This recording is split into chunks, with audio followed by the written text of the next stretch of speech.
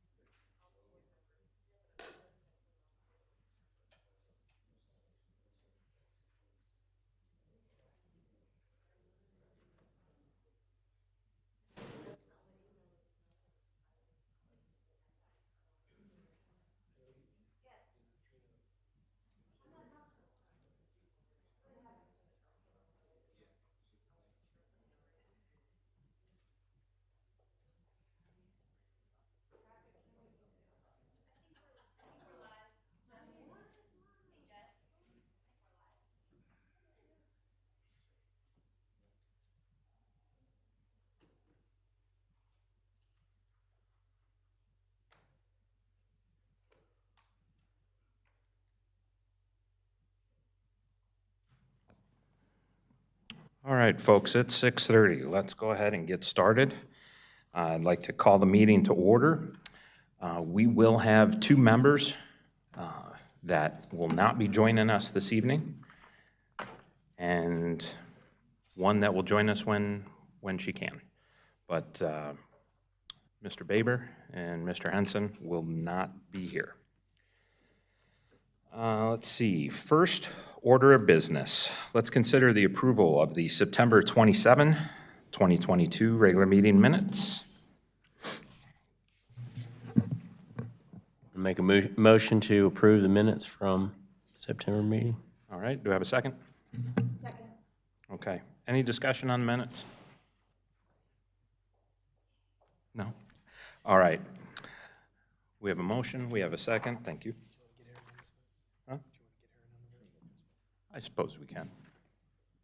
Hi, Trina, no pressure. Did you have any question on the minutes? No, okay, well, let's take a vote. Motion to approve the minutes. We got it. All in favor, yes. All opposed, none. Thank you. All right. Okay, so public comments. There are a number of you signed up to speak. What I would ask is that each one of you that comes up, go ahead and state your name and address for the record. Once you complete that, you will have 3 minutes to say what you have to say. And especially because of the number that we have this evening, we will be strict with that 3 minutes. So first one, Nick O'Shaughnessy. Nick, come on up. Nick O'Shaughnessy, 8217 Parkton Gate Drive. Thank you. The reason I'm here tonight is because I am somewhat confused by the process that seems to be going on. We had a community meeting last night with a representative of NAP, and he stated that the text amendment had been modified from the original 140 feet and is now 70 feet. And he also made various comments that the whole proposal had been revised and that the proposal you guys are looking at is not the one that was presented prior to the public hearing. We have another person who's going to speak about what we perceive to be the legality of that change. We understood that once you have had a public hearing, and if you then make subsequent changes to the proposal, if the applicant makes changes, what chance does the public have to review the revised application? So I don't know what the proposal is that you're looking at.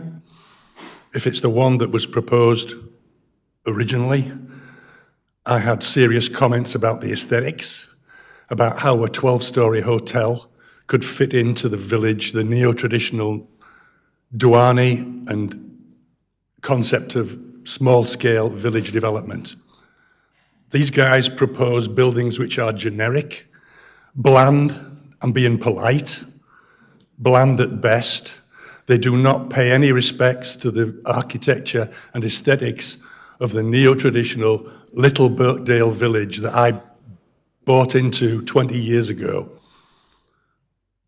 I think their proposal is totally out of scope. I think it's visually unattractive.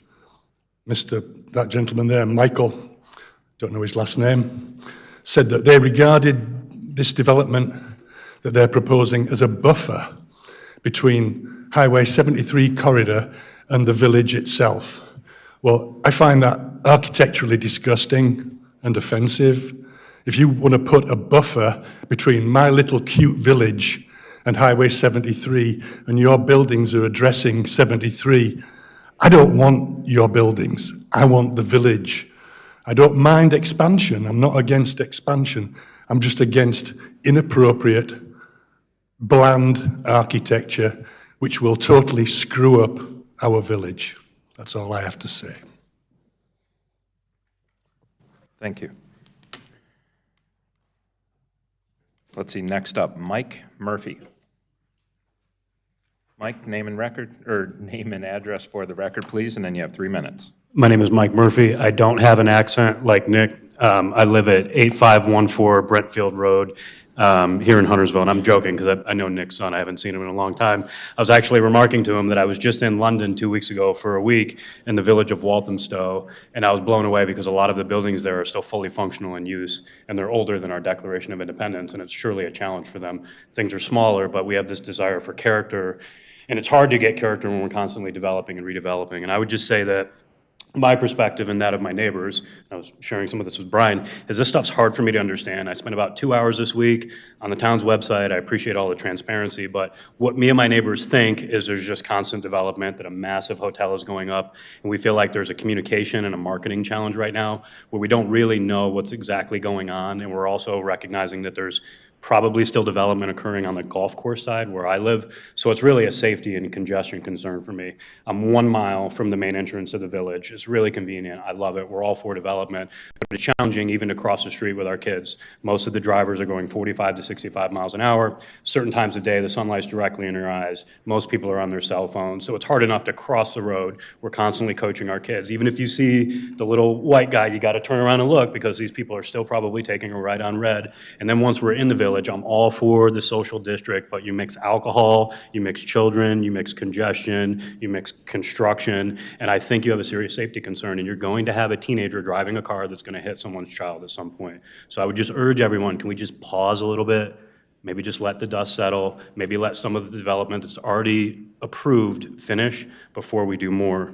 So that's pretty much all I have to share. I appreciate the open dialogue, and I would just tell you that I'm for development. I love my property values going up. I love the amenities, but even something as simple as like a double crosswalk. I watch teenagers cross from Walgreens to Anesio's constantly. They're just running across traffic. You have a serious safety concern. So that's primarily what me and my neighbors are concerned about is safety, lack of communication. And can we just pause for a little bit? And I have a business. I recognize there's Class A office space listed there. I'll tell you, my type of business, I'm an entrepreneur. I have a venture capital backed company. We've been in business for 10 years. We've raised millions of dollars. I have 60 employees spread out across the United States. I would never be able to lease office space there, and I used to lease in the Rubbermaid Business Park, but the challenge for a business like me is I'm not going to outlay capital or plan for 3 to 5 year lease. I rent from the Hurt Hub in Davidson because they allow me to go month to month. So if you have true co-working space, that's where you might get entrepreneurship, but any reference of entrepreneurship in Class A office space really isn't applicable to technology companies like mine. That's it. Thank you. Thank you, Nick. Excuse me. All right, next up, Karen, is it Poppin? All right, Karen, come on up. Name and address for the record, if you would, and then you have 3 minutes. My name is Karen Poppin, 17018 Carlton Way Road in Huntersville. So far, we've been pleased with the upgrades that North American Properties have made to Brookdale. It was getting kind of tired looking, and they've definitely spruced things up, and the changes that they've made have been wonderful so far. But we really object to the proposal before you tonight for three main reasons. One, parking is terrible right now. It's hard to find a place to park on the weekends in Brookdale, so that parking laps over into the residential areas. And while they say they've addressed parking, it will be a while before that's ready, which will take away some of the existing parking while it's being constructed, which is going to make it even worse within our neighborhood. My second concern is for traffic flow. It is almost impossible to get out of Brookdale now during rush hour.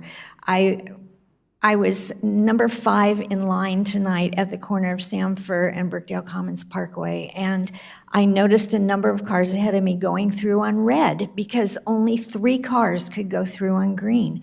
There just aren't enough ways to get out of Brookdale right now, and we would really encourage the city to reconsider putting through Townley Road to North Cross to give one more way to get out of the village, because a lot of us, frankly, are going through Robbins Park because we can't get out through the village now. My last objection is to the height and the style of the buildings that are being proposed. I don't mind there being growth in Brookdale Village, and I think a hotel and office space and apartments are probably coming whether we like them or not, but we would like them to fit in with the size and current style of the village and not be something that looks totally out of place in our quaint little village. It's the quaintness is one of the things that brings people there. The lovely outdoor spaces, and their proposal just does not fit. Thank you so much. Thank you, Karen. Let's see, next up, Dawn Snow. Dawn, name and address for the record, and you have 3 minutes. Hi, I'm Dawn Snow, 8132 Evanston Falls Road, Huntersville, North Carolina. I'm with Nick on the how the planning staff, they haven't, well, first of all, there's been non-compliance with the town ordinance, because I've made the planning staff, the town board, everybody aware of how they haven't notified the HOA of the community meetings, and that's even occurred on the second one, because I found out today from the property manager that she hasn't received any notice. I don't know why it's so hard to get out a mailing. Brian Richards said that had previously been done, but it hasn't. And then they're changing everything up from the meeting last night, so I don't know how this can just be pushed through like this. It seems like the ordinances are just being ignored. I don't know what's going on there. And then secondly, there's the traffic issue. Although the road improvements are scheduled to coincide with this project and begin in 2026, we all know how North Carolina DOT works, and they have a bad habit of kicking the can down the road. And for example, the Catawba Avenue project is going to be kicked down the road now another 3 years, so it's not going to be done until 2029. And then we've got the scale and the scope of architecture and the aesthetics. It's just that the office buildings are just too intrusive and they're bland. They don't fit with the neo-traditional architecture of our village, and it really needs to be limited to stay within the current zoning scope. That's why that was put in place, to keep us from having to keep the character of the village. And in their presentation on October 3rd, they stated that they didn't really need to comply or complement because it was just going to be a buffer. And I'm with Nick and everybody else. I don't think that it should be a buffer. It needs to blend in. It needs to look like it was there from the get-go. And then the other issue is parking. Their proposal proposes to add 530 parking spaces with the parking deck expansion. However, the parking's already at capacity. I can see that just going through there on a weekend day with no special events. And Article 6 of the ordinance gives the parking requirements based on building type. And page 4 of the site plan lays out all of the, gives a total of needing 1,050 more parking spaces with what they're proposing. But yet they're only going to add 530. So that's a conflict right there. How are you going to have, if we're already at capacity, how are you going to meet the needs with 530 parking spaces when 1,050 are required? And Dawn, your time is up. Thank you. Okay. Let's see, next up, Jeff, is it Cheeks? Come on up, sir, state your name and address for the record, and then you'll have 3 minutes. Hey, I'm Jeff Cheeks. I live at 13128 Mays Road in Huntersville. I was informed by social media and on the local news about Crystal Lagoon coming up near Mays Road in Huntersville. And I just wanted to voice that I've lived here since 1972 on Mays Road. Was born in Charlotte, and I'm not opposed to growth at all, but I think this is a very bad idea in many ways. I thought that, I didn't see it on your agenda tonight, that that's going to be one of the topics, but wanted to let you know that I just really think y'all should consider the Crystal Lagoon as not a very good fit for this area of North Mecklenburg. Thank you. Thank you, Mr. Cheeks.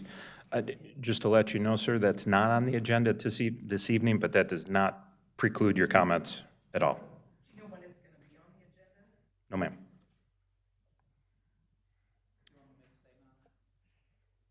If you'd like, sure. The developer has put out some media and press to, I think, to generate some excitement behind the project. We met with them briefly this afternoon to go over the concept. There are no applications turned in, and we don't have a time frame for them to turn in those applications. Once those are turned in, they'll be put up on our website, and we'll go through the legal process of advertising appropriately. So as of today, we know, you guys know just as much as we know from social media. All right? Thanks. Thank you, Brian. Let's see, next up. Joe Segura. Did I pronounce that correctly? Yep, it's okay. So that's a no, but you'll humor me. I appreciate that. It's fine. Go ahead, name and record, or name and address for the record, sir. I addressed you the last time that I was here, okay? I live in Burkdale, the golf course. Oh, you're So I referring addressed- to the- My name's Joe Yeah, Segura. there we go. 9919 Cockerham Lane. I live in the Burkdale Golf site, okay? We have 894 homes, and we have about, well, I've been there for 16 years, better than 16 years. And 10 years I've been on the ARC, which is the Architectural Review Committee.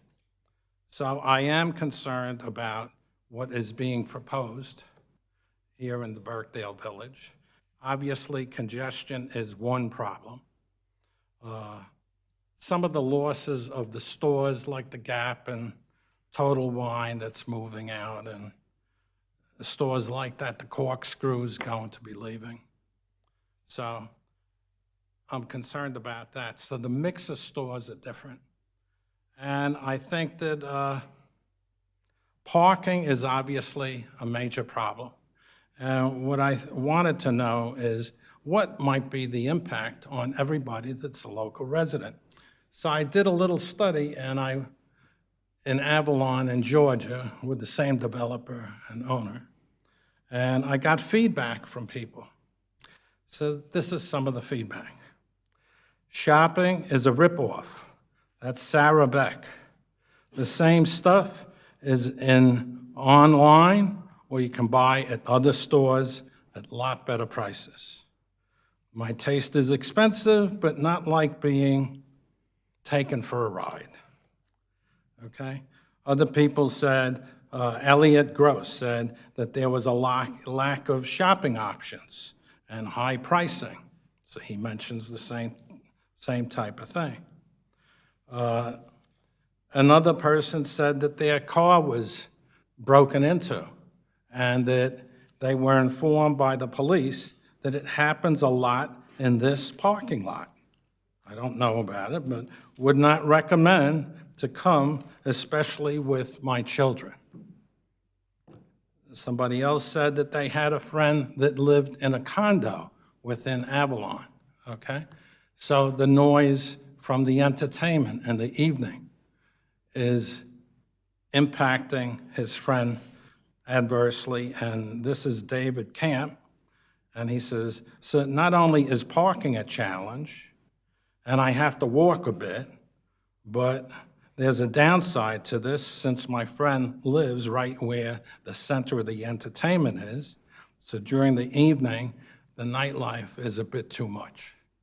That's what he says. So these are items for consideration, I think, that we have to look at. I myself moved here from the New York City area. I was looking to live in a smaller community, suburban.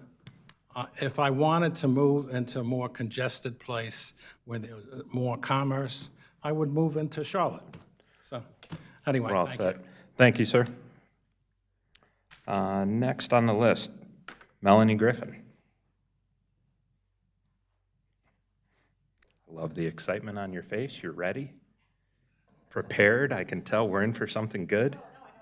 Oh, okay. Sorry, no pressure. Name and address for the record. Enjoy your 3 minutes. Hi, I'm Melanie Griffin. I live at 12900 Westmoreland Road in Huntersville. My family, we have been there 19 years. And like Mr. Cheeks, I was very surprised by what I learned on social media this week, and you've already answered most of my questions. I guess I just wanted to make sure that I was not going to miss out on anything, mainly is why I am here. And so everything will be on the website as soon as you guys have any knowledge of it. There's no guarantee they can submit. So if something is submitted, Okay, okay. Thank you. I didn't mean to speak off of the agenda tonight. No, again, that's completely allowed.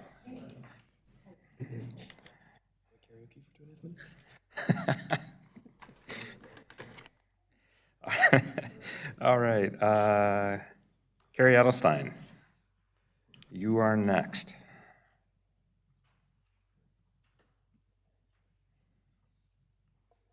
Name and address for the record, please. Hi, guys. I'm Carrie Edelstein, and I live at 8810 Kimberly in Birkdale Greens. So you might guess that I'm here to talk about the Birkdale Village redevelopment. So I would hazard a guess that as a planning committee, your primary function is, in fact, planning. So I'm going to talk a little bit about planning. One of the things, and Nick alluded to this, that strikes me about this rezoning proposal is that it actually lacks just that, which is a plan. So when we were here a couple weeks ago for the Huntersville town meeting, we heard about a plan for 140 feet. Then yesterday, when we did a community meeting with NAP, we heard that it was 70 feet. And today, it sounds like it might be back to the original plan. So I don't actually know what the plan is. What is the plan that we're here to talk about? That's actually not clear to residents who already live in Birkdale and I guess Huntersville at large. And I do a lot of planning and management in my job. Like Mike, I am a business owner, so I get that plans change. I totally understand that. But a good plan always has to start with a purpose and an objective, and that feels missing to me here. I actually don't understand what purpose this is serving the community right now.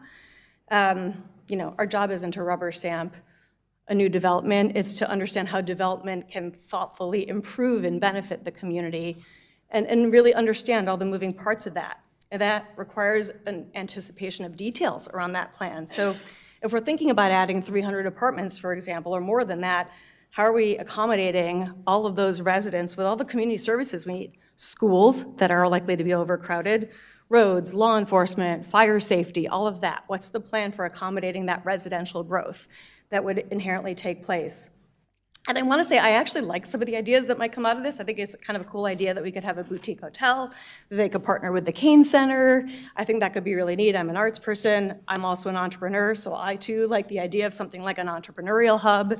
But I will say, as an entrepreneur, I'm about to give up my office space, not invest in more office space, because requiring people to go into an office hurts recruitment. And I'm looking to help recruitment, not hurt recruitment as a business owner. So I'm not totally confident that this will actually be successful. And then, as Nick mentioned, there's the aesthetics of this. You know, we have a case study of development of Birkdale already, and we can see that the existing things, and some of them are really cool, like the trees through the stage. I think that's awesome. But they actually don't aesthetically match the current, exterior of Birkdale, what the original Birkdale looked like. And I will say that as a resident of Birkdale Greens, I can't paint my door without architectural review. I have to go through an ARC committee. And so I feel like that needs to be something that you consider as part of your plan here, an architectural review committee that will make sure that we maintain the aesthetic and the charm of Birkdale that makes Birkdale Birkdale and created that value in the first place. I think that has to be part of any plan that you have. And it just feels like there's a lot at stake here, I guess. And so rezoning without that plan, to me, sets a dangerous precedent that there isn't a plan, that we don't need to plan. And I'd love to see a really fully baked, well-conceived one that we're all excited about before we commit to rezoning. Thank you. Thank you. All right, it appears that the remaining folks on the list are actually the applicants for the items. So, let's see, let's move on to the action agenda. Before we, what's that? The applicant? Why? I don't know. What's that? Okay. Before we begin, I want to make a reminder as we come up on these first three items. So while we understand that they are interconnected in certain ways, we have to be mindful as we go through these that our questions of staff and the applicant are related to the particular item. So for example, if you have a question about parking, that's tied to the rezoning, and so we would not be discussing that here with the text amendment and so forth. So I know that staff will also give us some guide rails as we're going along here, and so some of our commentary may get kicked to a different item, but at least we can try and be mindful there. So 4A, first item on the agenda, we're going to go ahead and consider recommendation on petition TA 22-06. That's a request by DDRTC Birkdale Village LLC to increase the building height limits for hotels and commercial uses within pedestrian-oriented developments that are located in the Highway Commercial Zoning District. Mr. Farber. Okay. And before I begin my presentation, I'm sure not all of you were able to read the email that I sent out earlier today. But since the agenda went out, there has been some slight further amendments to the text amendment, and Brian's passing that out to you. All of these amendments keep the same substance and goals. They're mainly minor tweaks to ensure the ordinance works with its intended goals. And anytime throughout this meeting, if you have any questions as we go through these, just let me know and I'll try to answer those for you. Frank. So just to be clear, the highlighted yellow is the addition, the add-ons. Okay. Are these posted anywhere online like this? So the public can review them? Not yet. Okay.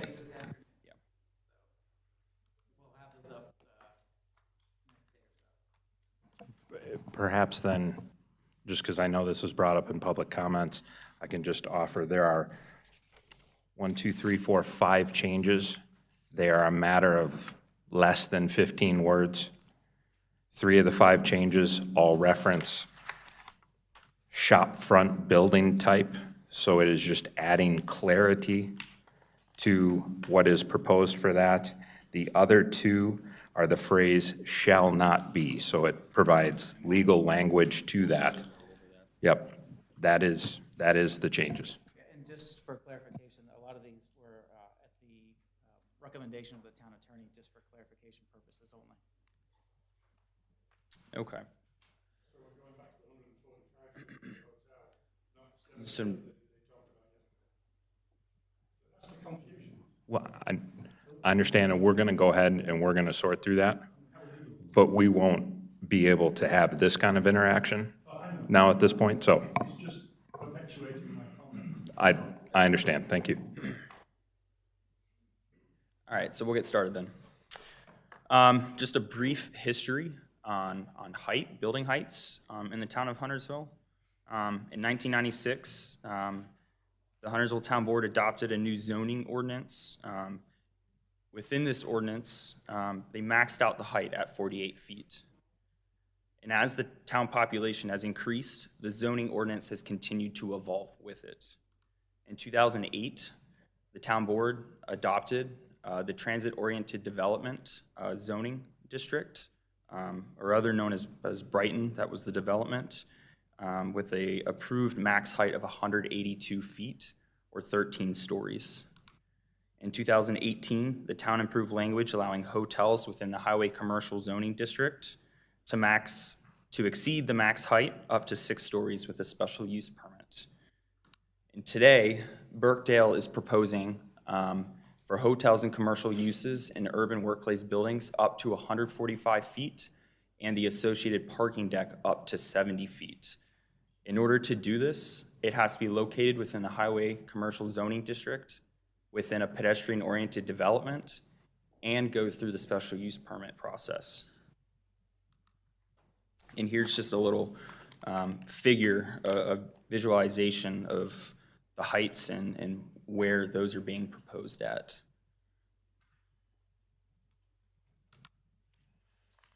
The parking deck portion, or the associated parking deck, shall not exceed the lesser of the height of the associated building and 70 feet. And any portion of the parking deck that is exposed at any point above the surrounding adjacent structures and visible from the public street will have to meet the following requirements. And this is kind of a little picture here on the right that helps show the portion of the deck that would be subject to these requirements. The parking deck is being viewed from an existing 48-foot structure, and the architectural requirements would be to try and help blend the exposed parking deck, shown in red on the illustration, into the surrounding development as much as possible. And any portion of the parking deck that is not exposed or visible from the public street would not have to comply with the architectural requirements of A through C. And if you have any questions relating to those specific architectural requirements or the parking deck at all, I can answer those for you as well. Just one question of clarity. That first bullet, so the way I read that and what I heard was, the height shall not exceed 70 feet. Basically, yes.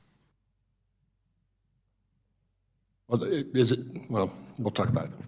If the Parking deck, yes. If the building, the primary building, was shorter than 70 feet, it could not go higher than that building height. So 70 feet, that's the point. 70 feet is the max 70 the parking deck could foot is be. the max, correct, for the parking deck. Nathan, what would count as the primary building, Would be say? the proposed uses within this text amendment. But so if we go to where Dick's Sporting Goods is now, and what I believe has been referenced as Deck B as well, which one of those is the primary? It would be both in this instance, as the parking deck is associated with both of those. In this point, they're both over 70 feet, so the parking deck would be maxed at 70 feet. Fair, thank you. So this shows all the current locations of the highway commercial zoning district. And this currently is the only pedestrian-oriented development in Huntersville. Just kind of show where this could apply potentially.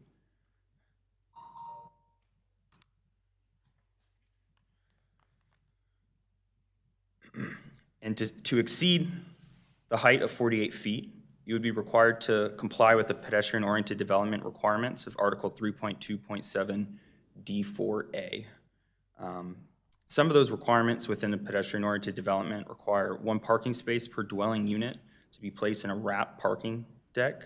The parking deck must be wrapped with attached homes, apartment buildings, and mixed-use buildings, and 20% of the habitable first floor space must be commercial use.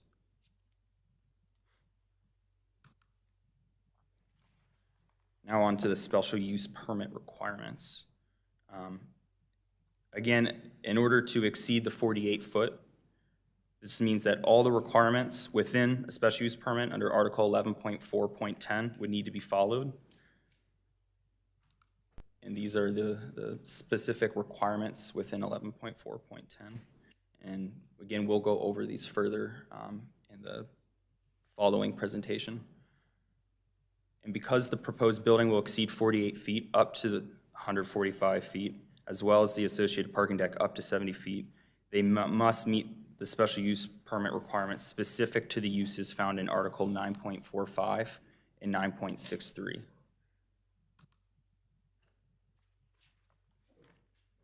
Yep.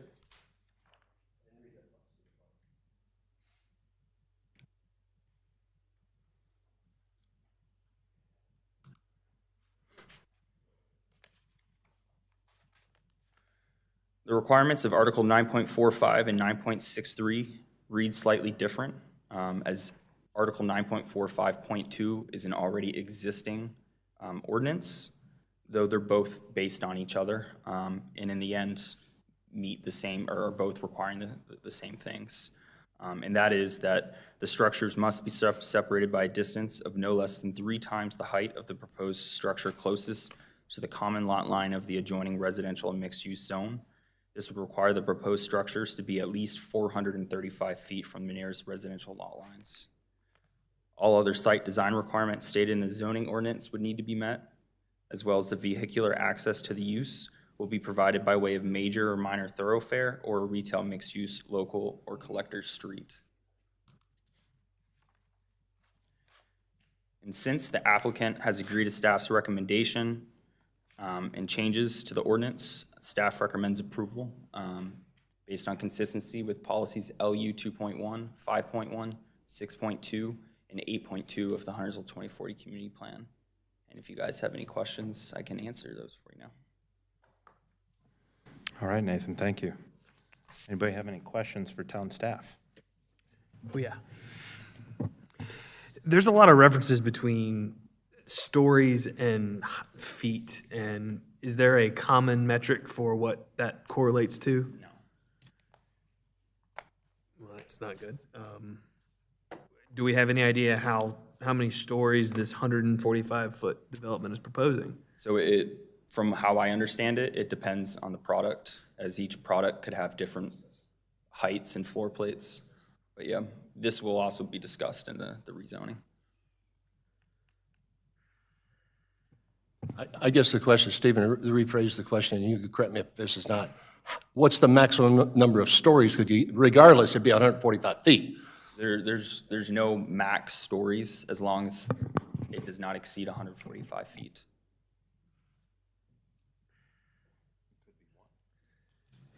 Really tall ceiling? It's this is just difficult to conceptualize because walking through the history, we went from 4 stories to 6 stories to now 145 feet. I feel like we switched measure. I will say, the first major amendment after 48 feet, they went up to 182 feet in the TOD district. And that's Brighton. That would be Brighton. I'd never heard the term pedestrian-oriented development until this set of plans, and it was been acknowledged that that's the only one in town. Mm-hmm. Is there a possibility for that district to be elsewhere in town, or have we carved up something so specific we're basically custom writing rules for Brookdale? It is a possibility, but based on the requirements of pedestrian-oriented development, it would be extremely difficult to find that large of a piece of land in the already existing highway commercial district. What is the requirement to meet that POD? The pedestrian-oriented development? Size? Yeah, I can believe I have it here somewhere.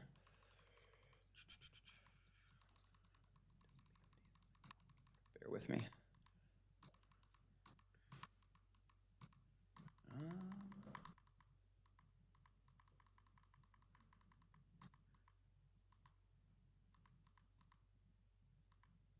I don't seem to find it. Yeah. I don't have the specific definition in front of me, or the article, but I do have, this is some of the main requirements of that. So it would require basically another Burkdale somewhere in order to do it. Yeah.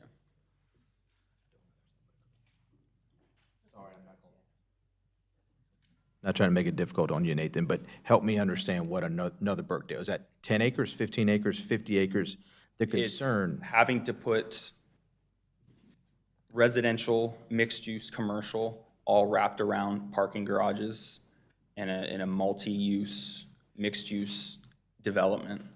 let's use the example across the street, we'll call it the driving range development. Sure. I know that's not POD, but would that have met the requirements of a POD? They would have to go through all of this that you see up there to build that there. It's a possibility that they But could. again, that is a site that could accommodate a POD. But then they'd have to go through rezoning and get a POD overlay before. Yeah, let's be clear, it's not an overlay, but this was a text amendment written by Burkdale for Burkdale to allow Burkdale to be built, which is kind of what you're seeing again this evening. So basically, could you arrange the parts?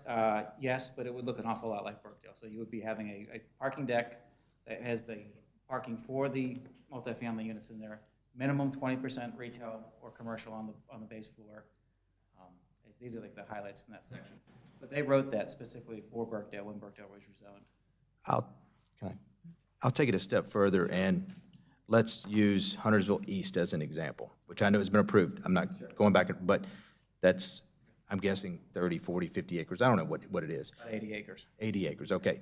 Could that, let's say that was not developed, could a developer come in and say, okay, this is what I want to do, I want to do a mini Burkdale, and then it is approved, now all of a sudden, they have the right to go 145 feet with a special use permit, correctly? Correct. They would go through the whole rezoning process as well as the special use permit process as well. But once they had that POD, then all they have to do is get a special use permit because, It would be very similar to what we're doing here as a package deal with. They would not have a text amendment because this wouldn't apply if this gets approved, but they would need to go through the rezoning process as well as the SUP process. And on top of, through the special use process, they would have to find a lot or an area that's also far enough away from residential, as the height would need to be 3 times. Correct. The distance would need to be 3 times the height away from any residential lot. I don't necessarily see that as a challenge. Again, I can visualize Huntersville East. If you could put a 145-story hotel on the front of Huntersville East. Depending on the land you assemble. That's right. If it's narrow, it would be very difficult because as you go higher, you have to go further out. Yep. So, all right? Thank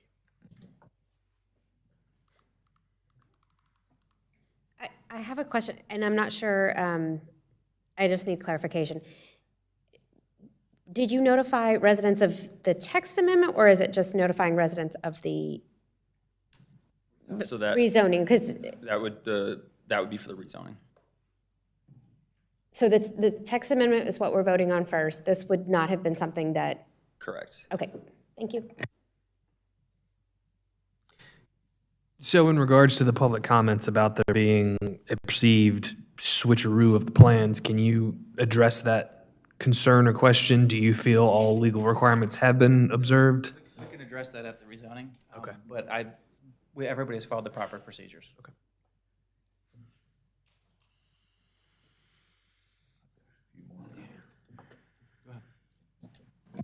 Nathan, section 5, distance 3 times the height of the proposed development. Is that a planning standard? Is that an industry standard? Is that, why not 4? That's currently something that's already been in our ordinance, and it's just being replicated for all the special use permits. Very good. And then also talking about the parking structure, a requirement of a parapet wall of 4 feet. Again, is that a industry standard? Is that some science? Is that just? We went looking at other municipalities, and that's just something we saw. And I'm just trying to understand how we get to some of these. Okay. Nathan? Yeah, I'm not sure which slide it was on, but it has to do with the requirements for a special use permit as it applies to the parking deck. There was a word I'm looking for. Now, there it is. That was the one. Look at item number 3. The proposed special use will be in harmony with the area in which it is located and general conformity with the comprehensive plan and any applicable small area plan. I'm just making a statement. I'm not asking a question for future reference.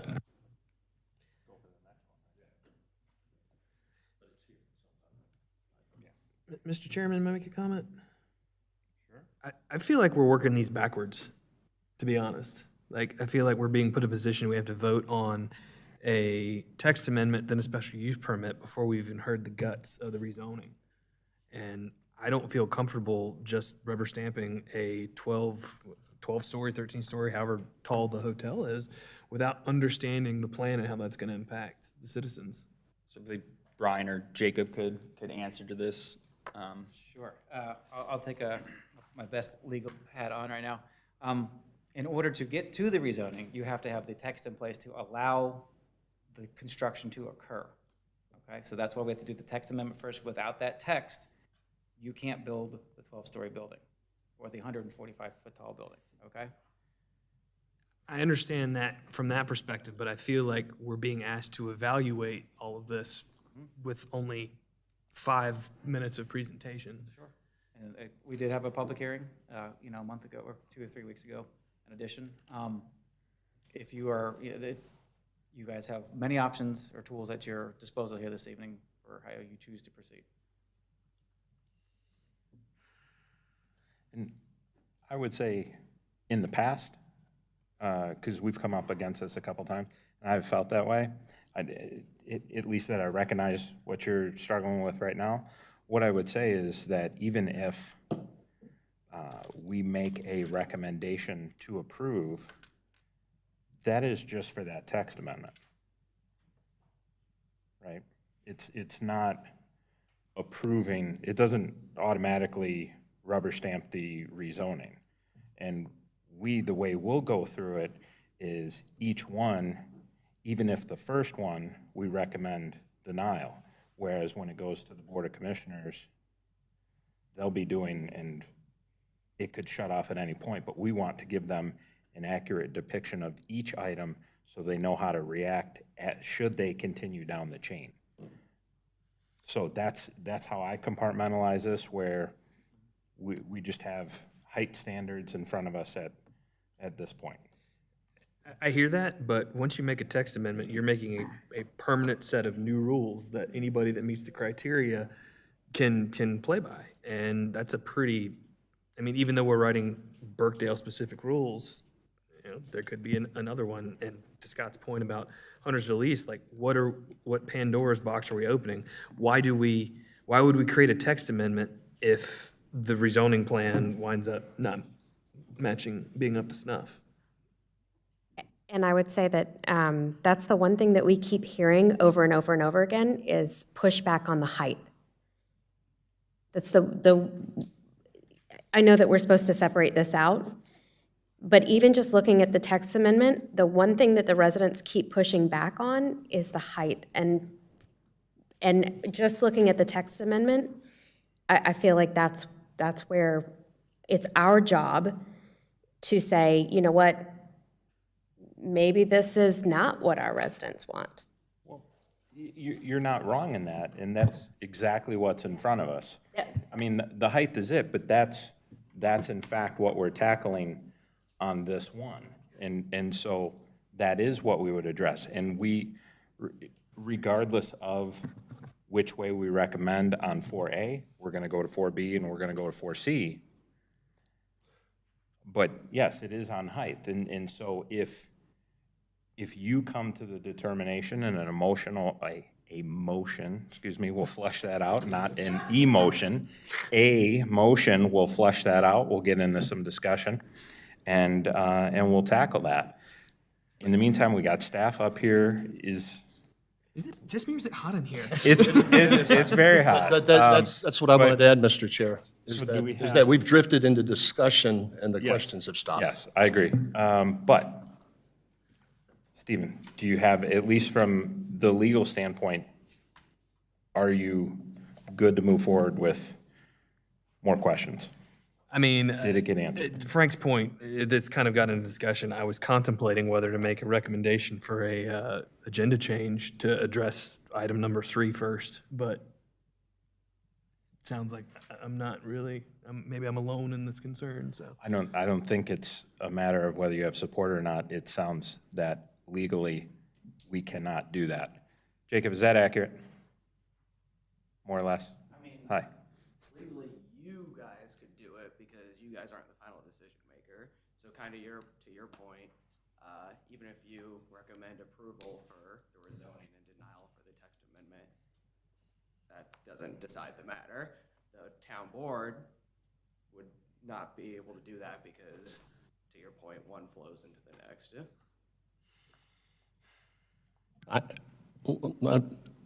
Does the applicant, there's an applicant who made this, turned this TA in, correct? Correct. All right, and so I would ask, does the applicant have anything to add to the discussion? There might be questions for the applicant. I was still working on staff. You know what I'm saying? No, I'm not And then trying. I would love to have them come I'm up. taking over your job, I'm sorry. No, I'm just trying to get us where we, Gotcha. silo this a little bit, but you're right. We're gonna get them up there in a moment. Jeff, I'll bite my tongue. All right, that's fair. Does anybody else besides me have a couple questions for staff still on this topic? Go ahead, I do. Okay. Y'all go ahead. Greg has one. You sure? All right, here we go. So the driving range poles, those are approximated to be about 100 feet, right? Just over 100 feet, that's Yeah. what I was told. And when the town approved the hotel and redevelopment project for there, I think now it's been decided it's a Hilton Garden Inn, but whatever, when we went through that, Still to be determined. Still to be determined. fair. So when we went through that, said poles were used as a guide. Correct. And based on the plans that I saw anyway, but maybe those plans aren't gonna stick, but what I read over the weekend was in fact, they're gonna end up, it looks to be about 7 stories, but from a height perspective, about 85 to 90 feet is what I saw. Is that about accurate? Correct. From those drawings we reviewed roughly a year ago. Yeah.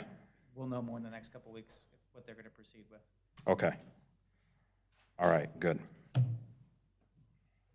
So just a couple, how high was the highest building built in Brighton? They had the 180 some odd feet. What did they end up going with and why? I don't believe a building that tall has been built in Yeah. Brighton. I don't know. Not yet. Okay, but they could do that. Okay, so we're going that high already in some parts of the town.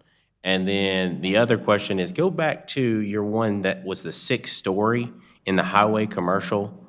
So that's what we were just talking about, the Yeah. hotel across the street from Berkeley. Right, okay, and highway commercial, stay on that, go back to the big pink. So is everything I'm seeing there in pink, is that highway commercial? Correct. So a 6-story hotel, right now, without us sitting up here voting, a 6-story hotel could go in. Special use permit. Oh, it'd have to go special use permit.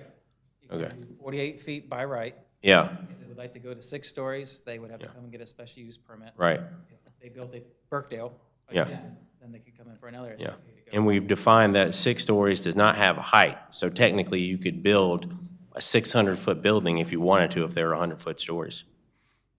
Just, Let me check the rules real quick on that one.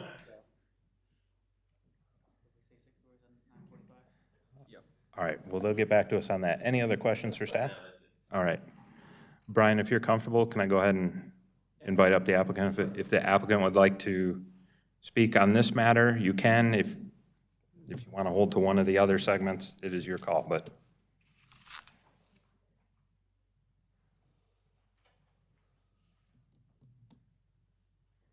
Good evening, Susan Irvin for the applicant, Irvin Law Group, 19726 Zion Avenue. I think Nathan and Brian have done a great job presenting the height text amendment. One thing I would just like to say is from the applicant's standpoint, if the planning board wants to defer the vote until after the other items have been heard, if you want to defer your action on the text amendment and the SUP, I don't know how the town attorney feels about that, but that's certainly fine with the applicant. The difference is that the town board was able to go through all of these in a public hearing. So the town board already heard the rezoning case at the town board public hearing. So they will not be voting until the third week of next month. So they were able to get all of that information about the rezoning and the text amendment. So just wanted to point that out. So you, from a perspective of you have to hear it and vote on the same agenda item, that is difficult, and that's unique to the planning board. So if you have any questions for the applicant, also, we're happy to answer them. And, this is an example of what the building initially, the design that they had come up with to give it a terraced look. But in this case, we're not talking about the zoning case, but in this case, you have 2 floors that are 20 feet high on the first 2 floors, and then you have a Class A office building with very, high ceilings. And so that's a 7-story building. Okay, any questions for the applicant as it regards 4A? Yeah, one. Sure. So we're going back to this apples and oranges about height and stories. So this conceptual drawing, the bottom 2 are 20 feet high. Correct. In this concept. And the next are 10 feet, 12 feet, 15 feet. 12 feet, at least 12 feet, 15, yeah, I don't. Okay, so but to a max of 147. So it's not about, we're to the point where it's not really about the stories, it's about the height. Yeah. And actually, having a linear height is probably better from the town standpoint. I can't speak for the town, but it was pointed out earlier, a 6-story building could be 145 feet high, so. I'm sorry, I'm still struggling with this math here, because when I hear 146, I'm conceptualizing something that's twice as tall as this, and that's why I'm struggling here. You're telling me this is 146? Yes. 145. Sorry, 145. It's because you're a Class A office building, your event space and your public spaces are grand. So those are 20 feet on the first floor, and the second floor would be built out as, to be used possibly as a conference center. Look how wee the people are. Those are tiny people. I hope I'm not drifting into discussion again. But that said, we're making a text amendment that's. The math doesn't add up.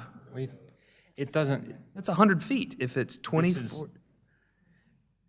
This is a concept picture. I'll draw it. 100 structure. It's 145 feet is the max. It does not matter how many windows it has on it, how many doors. If it goes straight up, if it's 1 floor, 10 floors. Jeff, height. That's all we got. I get that, but when I saw this picture 2 or 3 months ago, I was intrigued and thought that could be good for Burkdale. And then I see a text amendment that would allow a building 50% taller than this, and it's giving me heartburn. Well, for scale, like 75 above floors and 40 below. If it's 20, that's 115. And so some of this is, we are trying to visualize it, and there is I'm guessing behind there that is an existing Burkdale structure. So again, we're trying to put this in perspective. Yeah, it is. And I do feel like that what we're looking at is 115, not 145. Maybe you can add some clarity for us. Mr. Board, thank you. Mike Lant, 5142 Enniskillen Court, Suwanee, Georgia, with North American Properties. Yes, this building currently designed is at 115 feet. We have another version that has a solar array that goes on the roof. I'm sorry, a what? Solar array, solar panel array, kind of like and it would stick up. Don't know if that's viable or not, but that's one of the reasons why we've asked for additional height, is if in fact that was designed with the building to add some solar panels on the roof. We may need the extra height to do that. So an extra 30 feet to allow like the tilt of a panel to be not flat? We haven't designed the panels, we were very scientific about that. Okay. Just knowing that we needed a little bit of height. But, okay, so in this example, that's 115 feet. Yes, sir.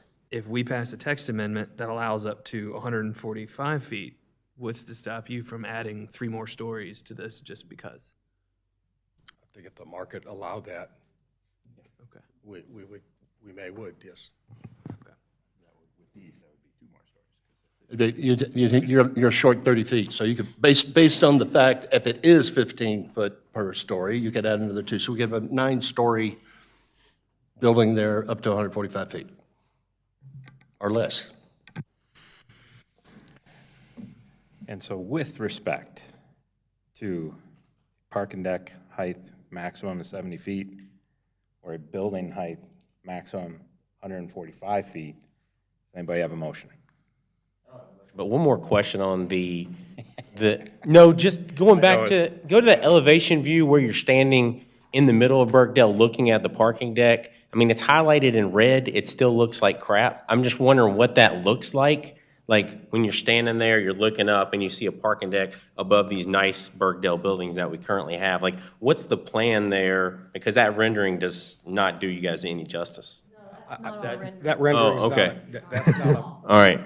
So what is that going to look like, I guess is my question to you.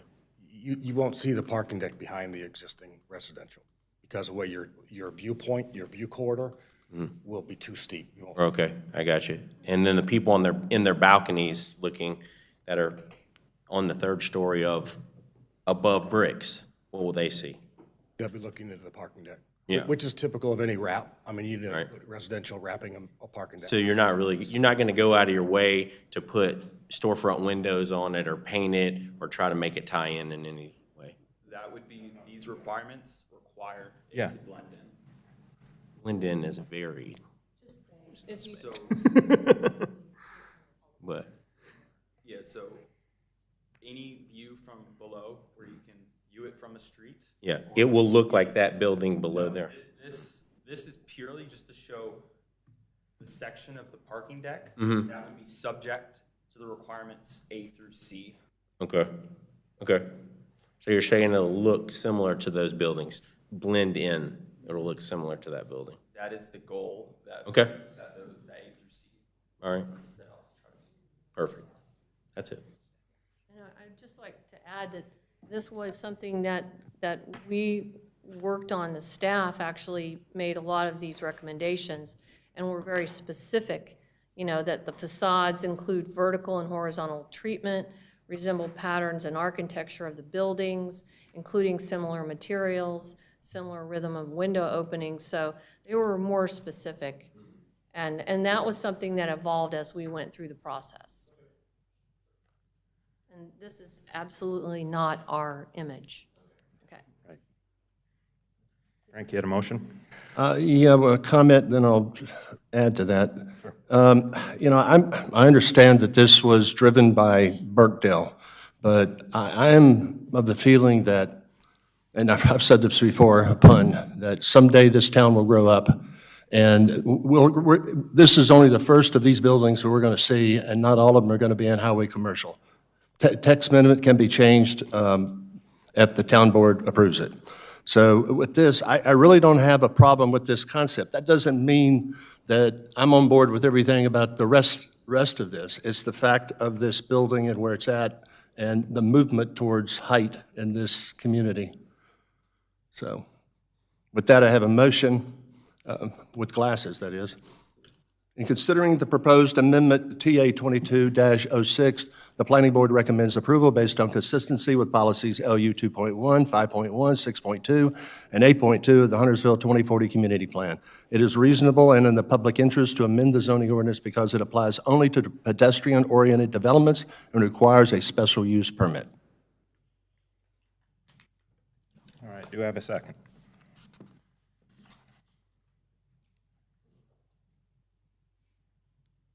Silence.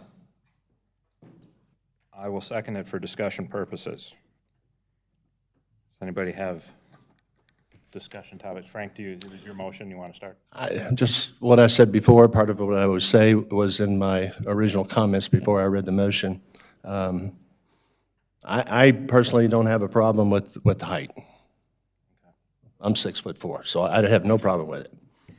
How many stories are you, Frank? A half a story, almost a half a story, but I'm full of stories. All right, any we did wander into discussion some ahead of time. Any discussion that has not already been had?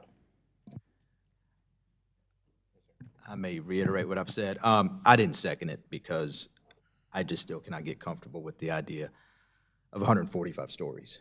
And I'm trying to separate it. Whoa. I mean, 145 feet. Oh, my God. Now you've got me thinking stories. 145 feet, and I'm trying to separate it from Birkdale. I understand that this is, at the end of the day, we're trying to craft something, but I do not want to open up that Pandora's box where the very next, 12 months from now, a developer could come along and find that 50 acres somewhere, do a POD, and then we have this same thing without the control of it that we have now. And I understand it takes a special use permit, but a special use permit also, if you meet the criteria, then we cannot deny it.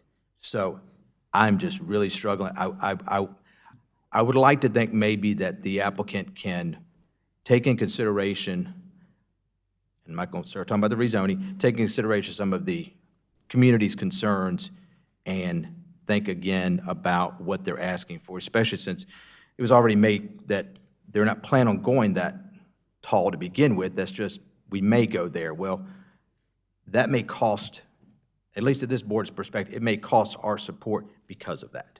So that's just my comment. I have a problem with writing a blank check. And, we've done it before in this town, and it bit us. And when we're not hearing from a lot of people that this is what they want. If we were hearing from a lot of developers or community members that this is what we want, then I think it would be something we should go forward with. But this is not what we're hearing. This is one developer, and the community members that I'm hearing are pushing back on the height. I personally don't have a problem with height of the buildings, but I'm listening to what people have said, and I don't hear the charge for going higher. I hear that people want to keep this a smaller village, that this is not Charlotte.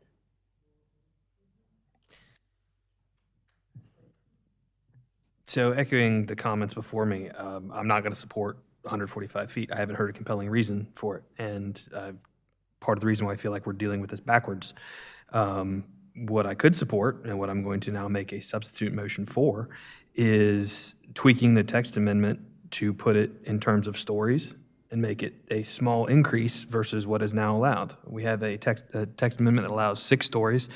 That 7-foot or 7-story hotel that looks to be slightly taller, but not 3 times taller than the Birkdale around it, is a completely different concept than a 145-foot, 12-story hotel. So I'm now hereby making a substitute motion.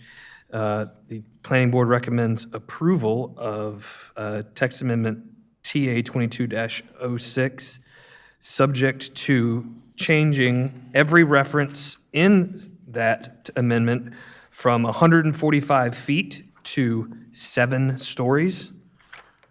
And this is reasonable in the public interest because it meets the policies defined in the staff report and makes a somewhat small concession to encourage development and redevelopment in Birkdale to prevent Dick's Sporting Goods, Barnes and Noble, and others from becoming vacant, abandoned urban blight, and also balance the needs of the surrounding community. Can we add a footage to that 7 stories as well? He needs a second first. Second. You second that? All right. In discussion on that? So you wanted to make an amendment or Want to addition amend to? his substitute? Frank's all over it. I'm not sure he is. Well, I'll tell you, is that, I don't necessarily disagree with you, but it's the same conundrum we got into earlier when we were talking about stories and floors. So what's the height of your story? So you can end up with higher than 145 feet. If they want to build a hotel with 20-foot ceilings, go right ahead. They won't do it.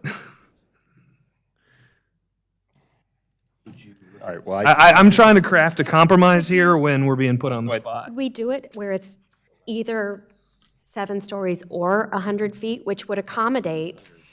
I will not be supporting anything that references stories, period.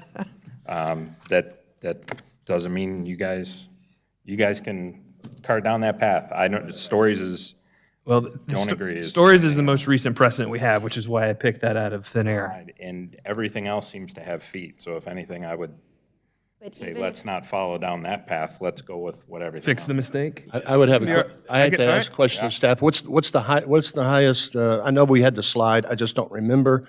Right now, how many, what's the height, max height allowed? 48 feet.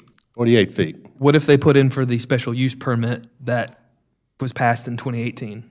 Sure, then Six stories? 6 stories, and then you have the 3 times the setback. So if it was 100 feet at 6 stories, the building would have to be 300 feet from the nearest residential zoning district. So based on that right now, since we did Burkdale, what would Burkdale be?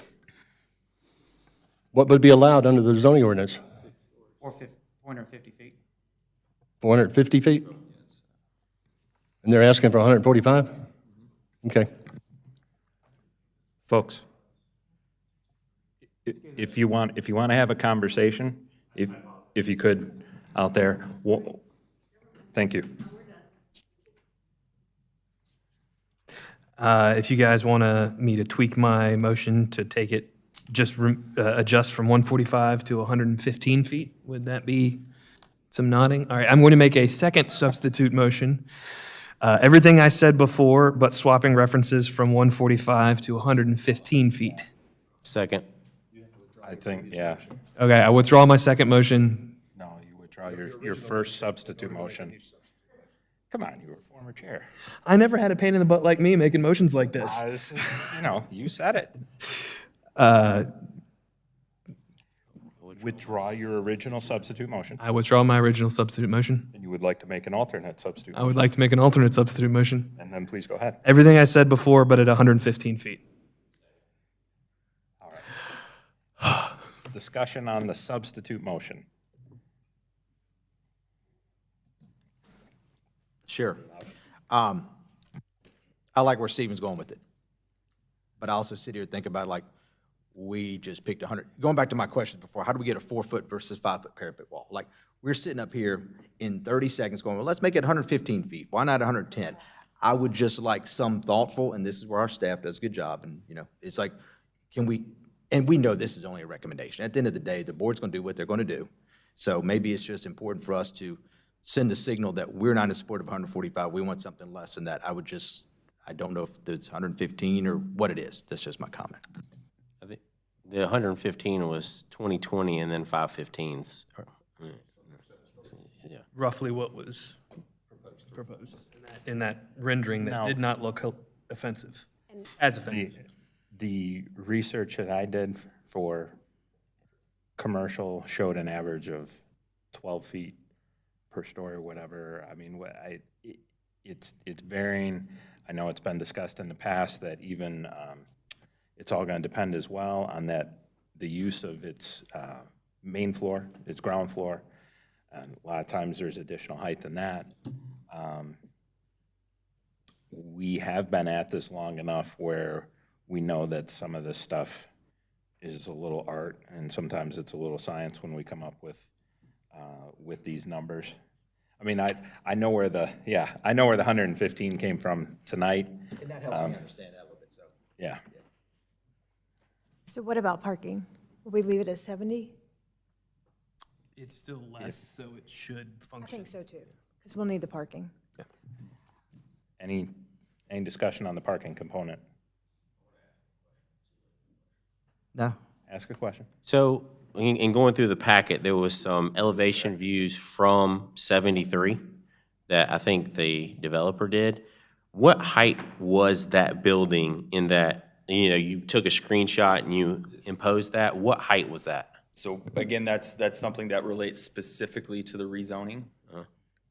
So here, it's not something that we can, How tall are the trees in Burkdale?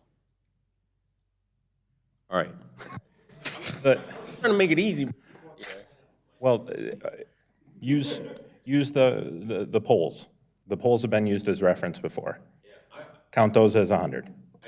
Like, I would like for it not to stick over those trees. I feel like that's an appropriate height. I mean, I just want to know what height they used when they put that rendering in there. But. No. Can I have the applicant come back up for a minute so I can ask a question? Like, those renderings were requested by staff from various points, and it was based on 145 feet. Yep, okay, that's all I wanted to know. Thank you very much. Let's, Just to make one more comment, there's two different views, looking east, looking west. Looking east, they're down kind of below the trees. Looking west, you can kind of see more of the building. don't leave. I have a question for you.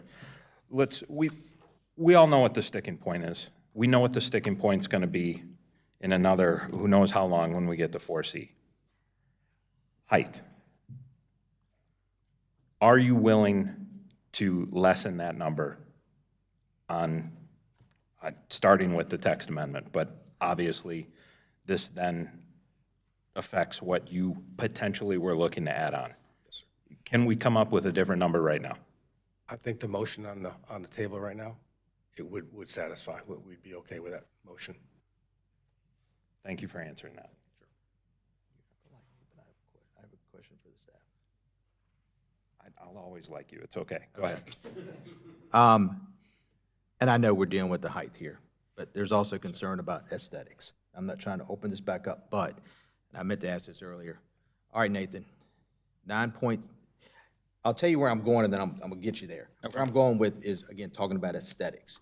And in this ordinance, there is some aesthetic controls for the parking garage, but it does not apply to the building itself that could exceed whatever. So where I'm 9.63, section,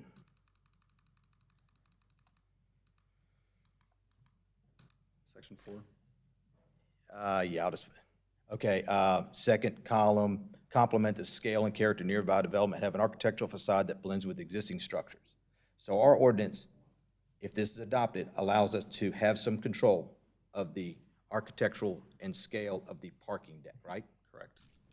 Why can we not have something that is also similar to the actual main structure that is going, because again, there is a concern about not just the height, but how it fits in with whether it's So- Brookdale or anything else. Yeah, so one, this is what the applicant has proposed and agreed to, and I believe the architecture of the main structures is something that's going to be addressed within the rezoning. Correct. In this case, they're going to give some architectural representatives for what the buildings may look like. We do have some architectural controls in our lot and building types in Article 4. We're not changing the text in Article 4. This is just for Article 963 and 945. But I would ask you to put that slide back up again that we discussed earlier. Well, the, And I asked about it, harmony, the harmony word. You had it, right there. Hotels, workplace, mixed use, and associated parking decks. So that includes everything. Again, this- Then along with your this is architecture. SUP. This is related This is- Right. This is a different item. So But you're essentially verifying that there are controls. Well, this was included in this discussion. Correct, because one of the requirements of the text amendment is that you would then subsequently apply for and hopefully, get a special use permit. Okay. Sometimes I need to hear things twice. Sure. So what you're trying to tell me is my thought or concern or possible idea of putting some architectural layers on this text amendment may not be necessary because we have it at the They're special addressed use. in Article 4 of the zoning ordinance as well as through the rezoning process. So they don't need to be addressed in this section of the code. Brian, as a planner, do you think it would be more appropriate to also put it in this text amendment? What are the positives and negatives about layering that in this You would text? have the same language in 2 different spots in the ordinance. I'd prefer to have it in one spot. So I'd prefer to have them in the lot and building type as well as have the architectural control through the rezoning. Okay, so what?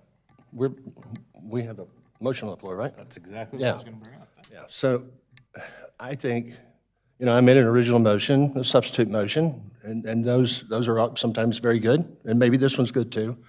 But I think we're chasing our tails. We really haven't changed anything. We still have this hotel. We went from 140, right now, based on the proposed, correct me on the height, we've gone from 145 to 115. Correct. So then that leads me to ask a question, maybe I don't want the applicant to answer now, but, I mean, I don't know what their calculations was for their cost versus in this whole thing, whether they needed a 145-foot building. So, and now but we're looking at this in general for the whole town. So forgetting Burkdale, we go from what was it, 115 to 145? 30-foot difference? I don't really see a whole lot. I mean, I'll support it, but add a story. I'll support it more. All right, we have a substitute motion. It has been seconded. I'd like to take a vote on it. All those in favor of the substitute motion? 1, 2, 3, 4, 5, 6. You want to go? No. No? Okay. All those opposed? I'm going to vote against it. There you go. The substitute motion passes 6-1. And I suppose I have to announce the original motion then dies. Is that proper protocol? All right, done, dead. All right. I wouldn't normally do this. I will say this, though, to those in the audience. If you are hot, because I know it's hot in here tonight, fans are on out in the lobby. There's sound, there's screen. If you need to move out there, certainly feel free. If at any point you need to get up and just go, please don't feel that you have to follow proper decorum and wait, because I know these are a little bit lengthy. So Can I by vote all from the means. lobby? No. It's less powerful when you're not at this height. All right. Let's see, 4B. We're going to consider a recommendation on petition SUP 22-01. Also a request by DDRTC Burkdale Village LLC to exceed the building height limits for hotels and commercial uses within pedestrian-oriented developments that are located in the highway commercial zoning district. Nathan. Okay. So this is a special use permit, as you said, by DDRTC Burkdale Village for hotel, commercial use, and mixed use to exceed the allowable height within the highway commercial zoning district up to 145 feet and all associated parking decks not to exceed 70 feet over the height of the primary structures. And just a background on special use permits. The decisions are based on facts presented. The burden of producing competent material and substantial evidence the ordinance requirements are being satisfied is on the applicant.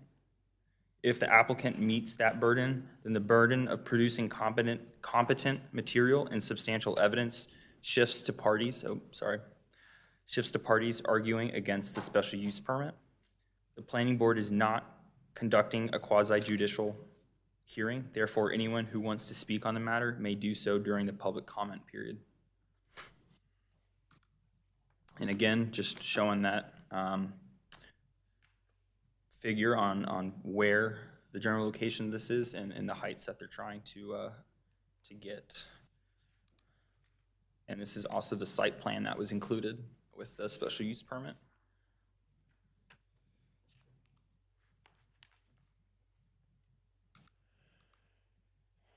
Okay, so all the special use permits for the hotel, workplace, mixed use, and associated parking decks must comply with the requirements of Article 11.4.10, which include the proposed special use will not materially endanger the public health or safety. Special use will not substantially injure the value of abutting property or it constitutes a public necessity. It will be in harmony with the area in which it is located and in the general conformity with the comprehensive plan and any applicable small area plan. It will comply with the lot, size, yard, and other standards with this ordinance, which this ordinance applies to all uses permitted in the zoning district in which the property is located, and comply with all general and specific standards required by the appropriate section of this ordinance for the issuance of a special use permit for this use.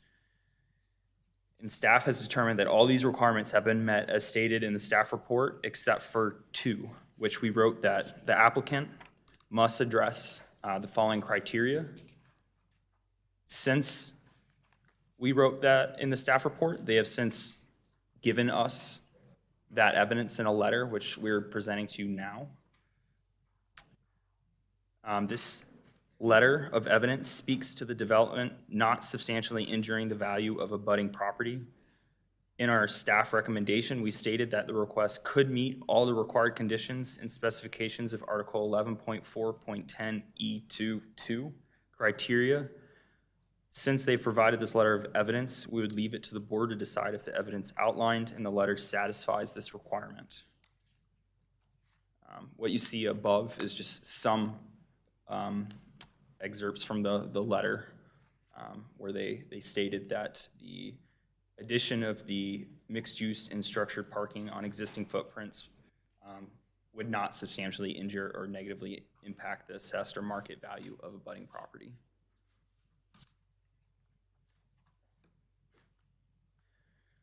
Okay, so,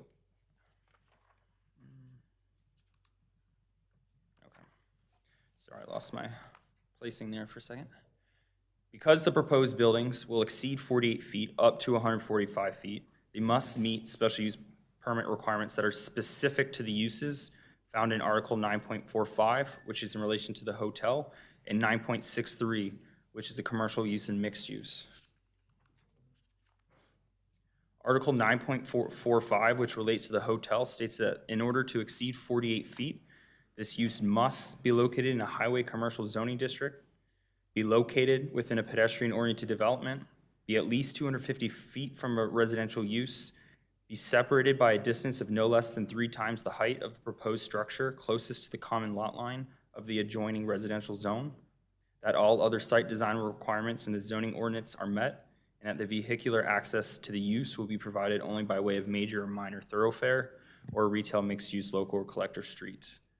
The applicant will meet all of these requirements, though the applicant has not provided specific elevations for the hotel and the commercial uses. They have stated within their site plans that the structures will not exceed 145 feet. And again, for 9.63, which relates to the commercial and mixed uses, all the previous requirements outlined for hotels would also be applied here. And again, the applicant will meet all of these requirements, though the applicant has not provided elevations for the commercial uses and mixed uses, but has stated that the structure will not exceed 145 feet. One of those conditions is that they would have to be no less than 3 times the height of the proposed structure closest to the common lot line of the adjoining residential and mixed-use zone. This is kind of a map showing the distances from all the proposed structures. They would have to meet at least 435 feet, and I believe 635 feet is the least distance from one of the parking structures. In relation to the parking decks, the proposed height is 70 feet. They're proposing an addition of 450 parking spaces within. Additional 450, and that's within each. within each deck, and they will meet the architectural requirements of 9.45.4 and 9.63 as they stated in their site plan. And any portion of that parking deck, as we previously discussed, that is exposed at any point above the surrounding adjacent structures and visible from the public street must meet the requirements outlined within those special use permits that we also talked about earlier. The app plan has not provided those elevations of the associated parking deck, but has noted on the site plan that all the requirements for Article 9.45.4 and 9.63 will be followed.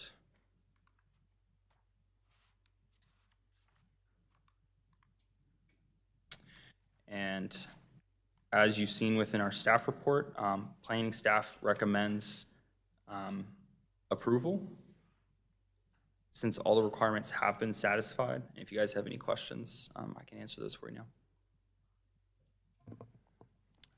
I actually have a question for Jacob, for town attorney first.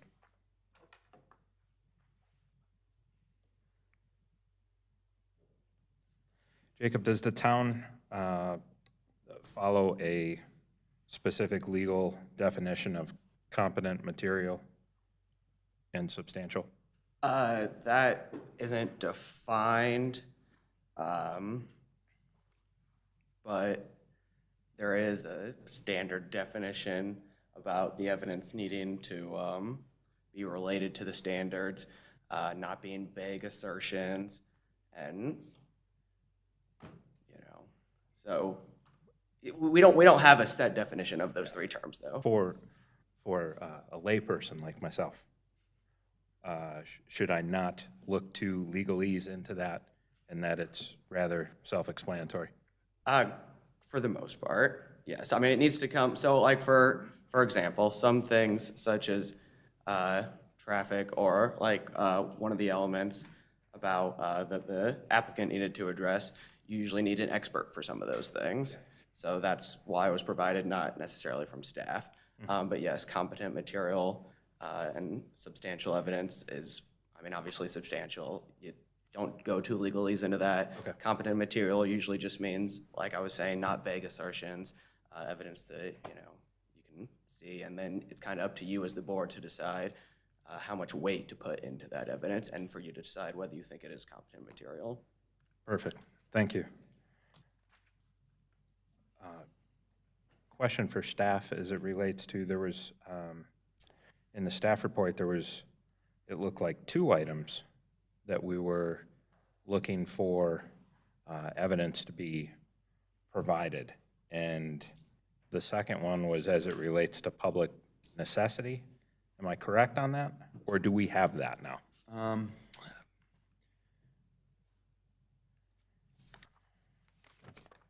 That is within the same, I believe that's number 2 up there. That's all within the same. That number 2 is the letter. Okay. Yep. All right, thank you. Okay. Does anybody else have questions for staff? I have a question about the notifications. When neighboring residents were notified, which neighborhoods were notified? I believe it's 300.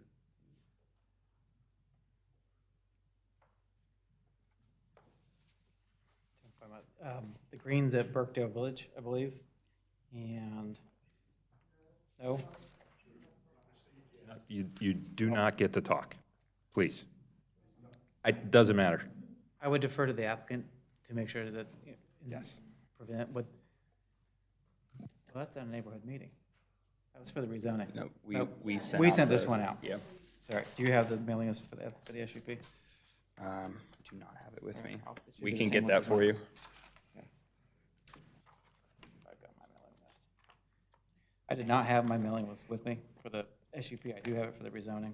So typically, how far out would you look for impacted? I believe it's 300 feet. It's 300 feet for individuals and then 2,000 for homeowners associations. We cannot guarantee delivery from the postal service. Yeah, no, I understand. I live on Burkdale Commons Parkway. And I mean, I'm literally a mile from Burkdale, so we were not notified at all. And yet, this is going to severely impact us. Right, and we exceed the state minimum requirements. That's what I needed to know. Thank you.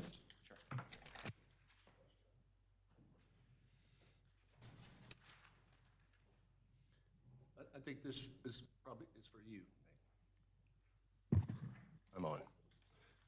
You know, again, you know, I look at the site plan, so I really can't tell, and you guys are looking at all this, because I've heard some of the comments. I was looking for my notes that we heard from in the earlier about, no, it's not, I've done something with it. But in other words, it had to do that the buildings would not blend in with the, Are you referring to the parking deck or? well, that would be everything. I mean, according to this, hotel, workplace, mixed use. So if it's on here, I really can't see the elevations on it, what it's going to look like. And I heard comments from residents that it would not blend in. In other words, it wouldn't have harmony with the surround, is that the correct phrase? It wouldn't have harmony with the surrounding area in Burkdale. So how do we ensure that? Because here it says, the proposed special use will be in harmony with the area in which it is located. So I believe we looked at as it complying with any town plans, comprehensive plan, or any small area plan, which we found that it did. But it also, does that not also, and correct me, I could be wrong, does that not also include the surrounding area and the appearance of the buildings and the community that are around it? So in some way, if this is built, it has to blend in with the surrounding area to have harmony. And we feel that it does. We have to also look to, if you only had 3-story buildings and you had to be in harmony, you would never go above 3 stories. So we look at future plans, the 2040 comp plan and those types of things, small area plans. Those plans do call and envision larger buildings at some point in the future. The future is being proposed to be now, so that would be up for you to make your decision if you believe it's in with harmony. Staff is confident that this is in harmony with with requirements. So part of my issue is if I have to make not me, somebody else do it, but if I had to make a motion for this, I would have to say that the proposed special use will be in harmony with the area in which it is located. And I can't attest to that, so I would not be able to do this motion. I need something that shows me that.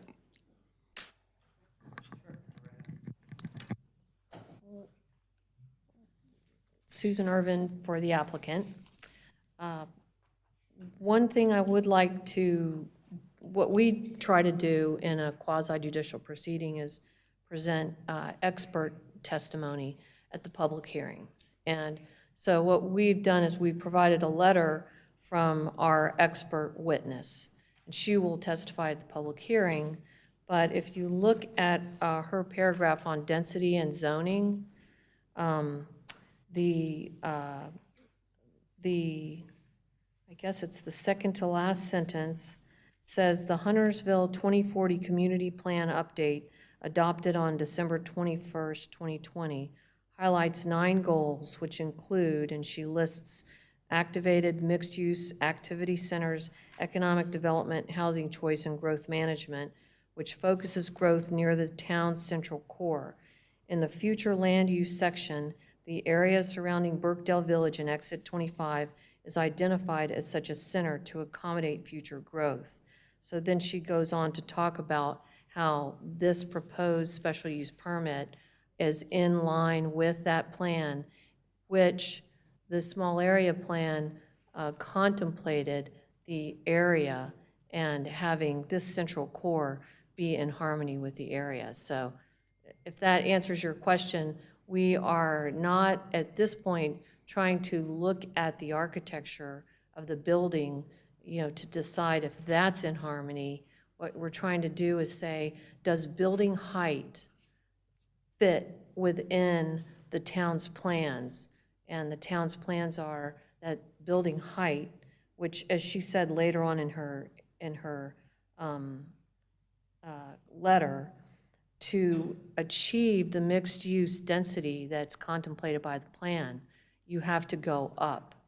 And so that is my point, is that you're really looking at, when we say the special use, we're looking at the height itself, just the height. So I don't know if that That's Yes, ma'am. Really, really confusing when I just said I know. it. Sorry. Partially, ma'am. Thank you for that. But my next piece of that was to ask, and you mentioned that you weren't at the architectural stage yet, but if we make a motion and approve this, we're approving that it is. Is that not correct? You are not Well, approving, that's for the staff. oh, I'm sorry, not, I'm sorry. No, you're not approving the actual architecture of the building. That's going to come through as part of the rezoning package. Conditions required for all special use permits. Number 3, proposed special use will be in harmony with the area. That includes architectural.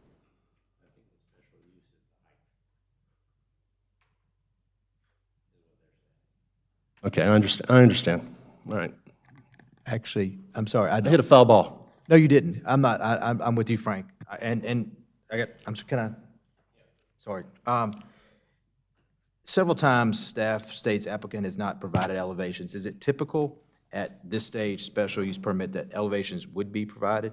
Is that? We always do recommend specific elevations when possible.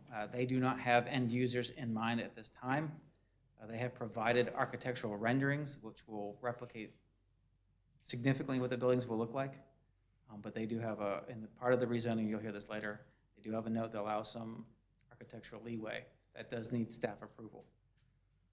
Yeah, Frank, I don't think you hit a foul ball. No, I didn't. I think based on what you just said, I think it was infill, because in the past, all the special use permits that this planning board has done, we've always had elevations so that we could see what it was and make comment about it, to make sure that it was in line with the zoning ordinance. And for this one, we don't have that. So we have concepts. Correct. But we're approving something that we haven't seen.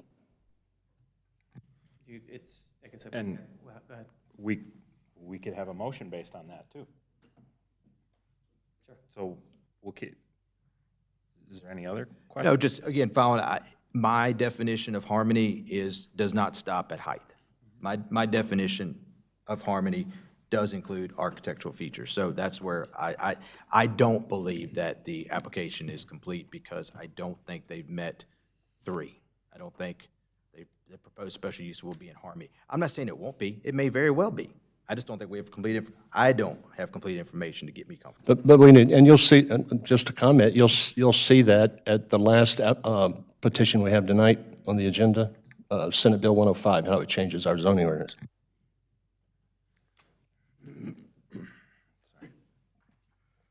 Okay.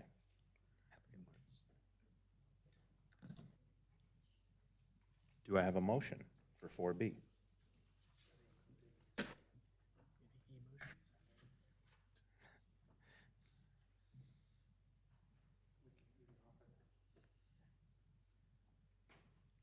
Susan, you had something?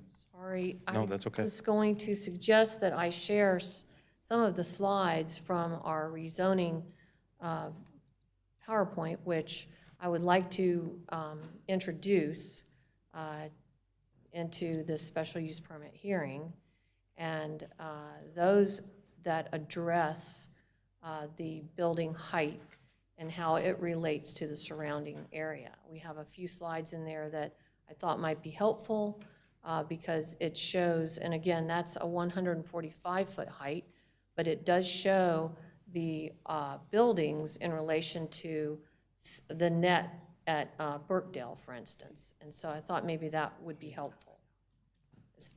Can I do that? I mean, I think I should be able to do that because I can introduce evidence at the special use permit hearing. Yeah. And this is I'm good. not a hearing, but I can still present it. Go ahead, Susan. Thank you. Okay, thank you. We'll have to pull up our PowerPoint.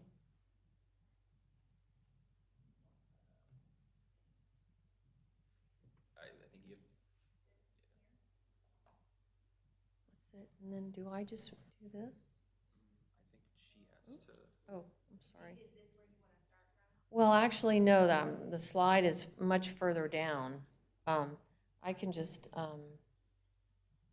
actually, you can, Here, look at this. If you just go through. okay. Oops. Oh, You should never give me that. This is a disaster. there you go. Okay, thank you. Just Okay, I'm gonna go to, I might have. Right, here's one slide that just gives this, but the one I wanted to show you was,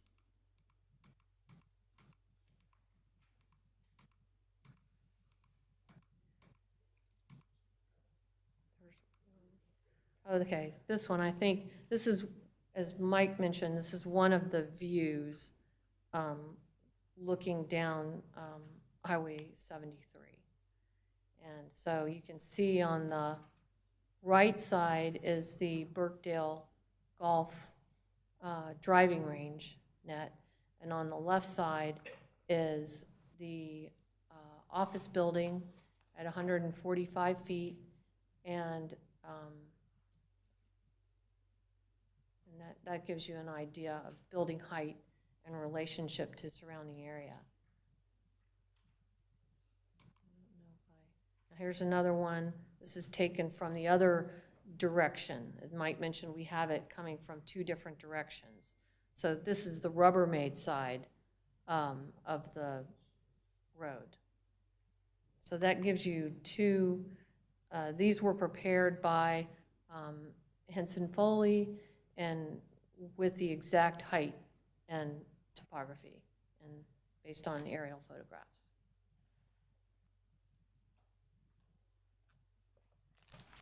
Thank you, Susan. Thank you.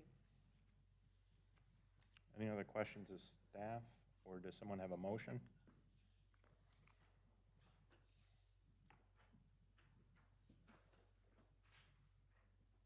I have a motion prepared unless someone wants to jump in.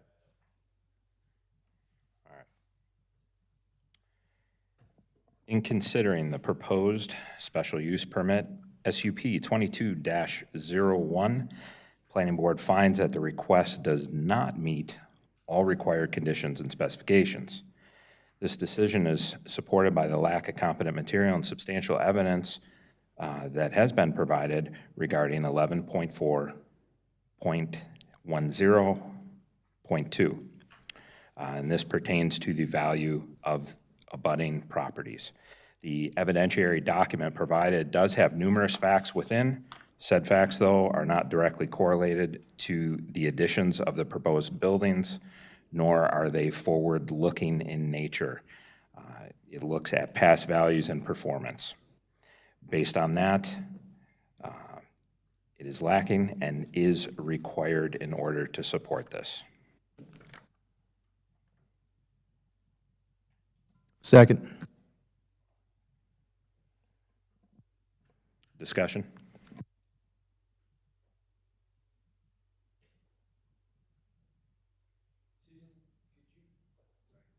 Could you bring up, there was a slide with this lady's face on it, and you had some highlighted materials where she'd addressed that specific point? Oh, sorry.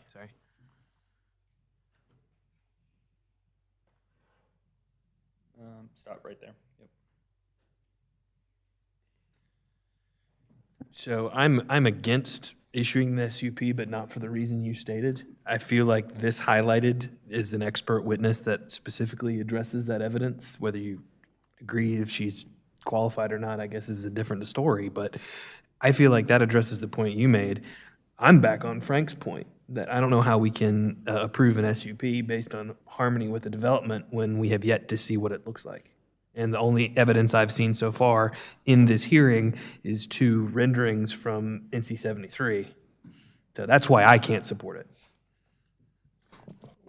What I would say is the 3 times that I've read the evidentiary document, everything was addressing past results. It was all factual. I'm not even stating as to whether I think the expert witness is correct or not.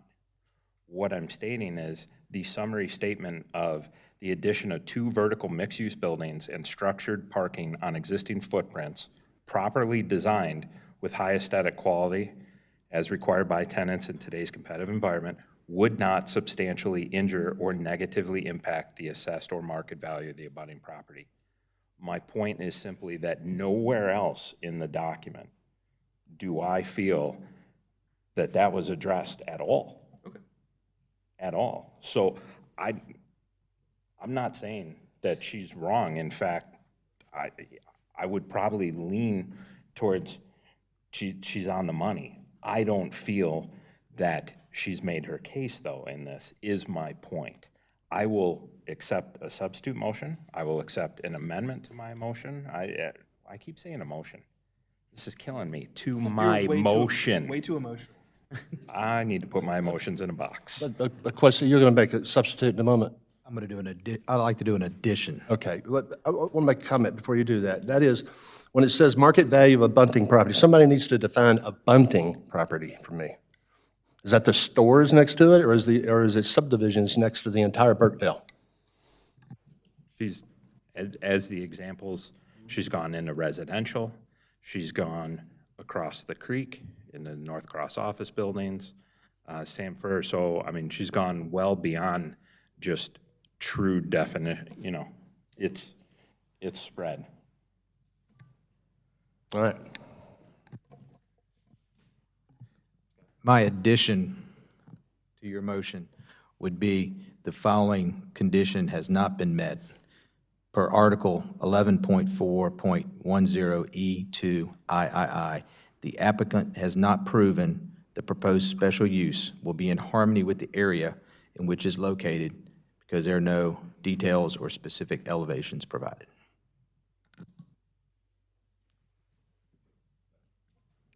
And so it's up to me to accept that amendment. Okay. I will accept that add-on. So, okay. You accept the amendment? Wait, I didn't, I'm sorry. So, yeah. I originally seconded. Well, then you clearly Yes, I clearly second that. Okay. Now we have discussion on the amended motion. Okay, then I'll offer another amendment. And that is, I'm not sure that I support the dollar value here of the property.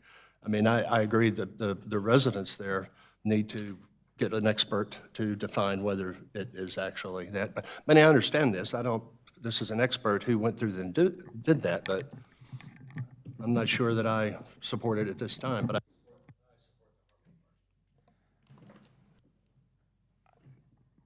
Is that an amendment, though? Okay. No, that's all right. Any other discussion on the, what's that? Oh, okay. Any other discussion on the amended motion? I just want a clarification from town. I mean, the title of the special use permit specifically says the height. And I feel like we're kind of drawing in the aesthetics. I don't disagree with the aesthetic piece of it, but it sounds like the special use permit was specifically addressing height. The height and the height of the primary structure, the height of the parking deck, and the architectural requirements for the parking deck itself. That's what the special use. So we are taking into account aesthetics of the building, not just the parking deck. Because that is what is required within 9.45 and 9.63. That goes back to my question, wanting to insert language into the text amendment because we had no control over the aesthetics of the main structure. That was only dealing with the parking deck, and I thought I understood that the special use permit allowed us to have some say over that. And now it sounds like that's not the case, that we can only. You would control the main primary buildings through the architectural requirements that are listed in Article 4, building and lot type, as well as through the rezoning process. so we can't put any conditions on this at all? A special use permit, we can't put conditions on it? I'll defer to. We've always put conditions on special use permits. Defer to Jacob. It would have to be related to the ordinance itself, so. Like Harmony? So- 160D 703, is that right? So it would be related to, if we had the ordinance standards back up there, you could put a condition on it, but it would need to be related to those standards. So for example, since the parking deck does have an architectural condition on it, or standard, you could put a condition based on, it would have to be related to this, though.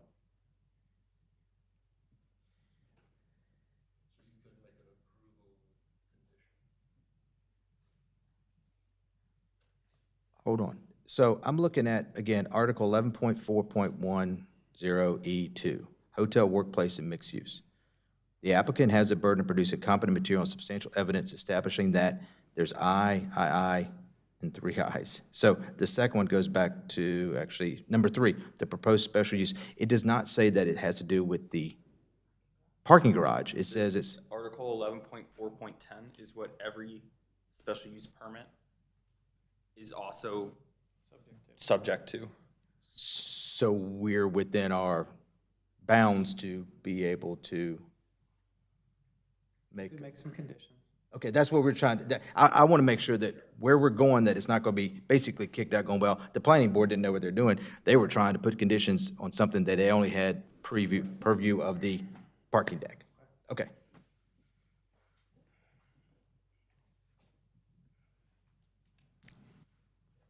Jacob, you got something?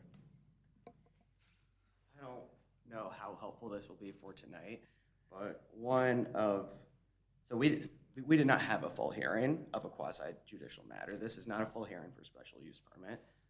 At a full hearing, the applicant would give an entire presentation. If there were any people that had standing to go against it, they would give a whole application. So I don't know, like I said, I don't know if it's helpful for tonight, but it is hard because you are not getting the full evidence probably from each sides.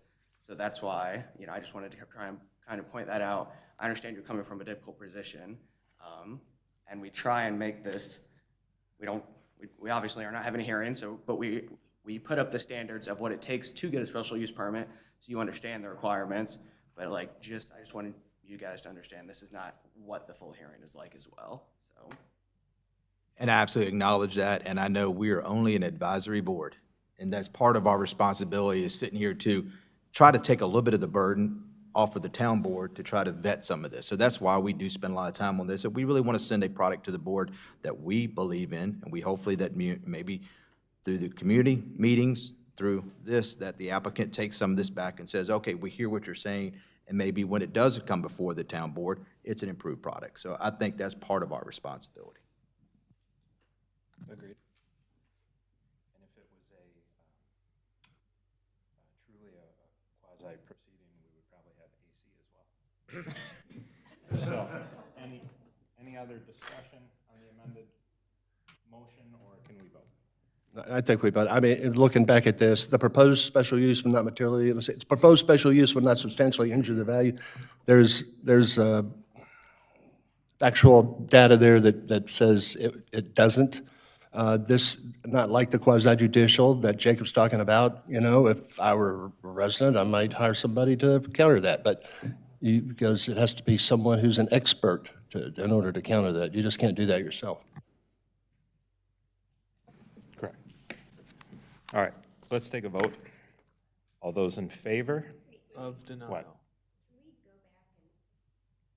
Recap the motion? Yes. Am I allowed to just summarize?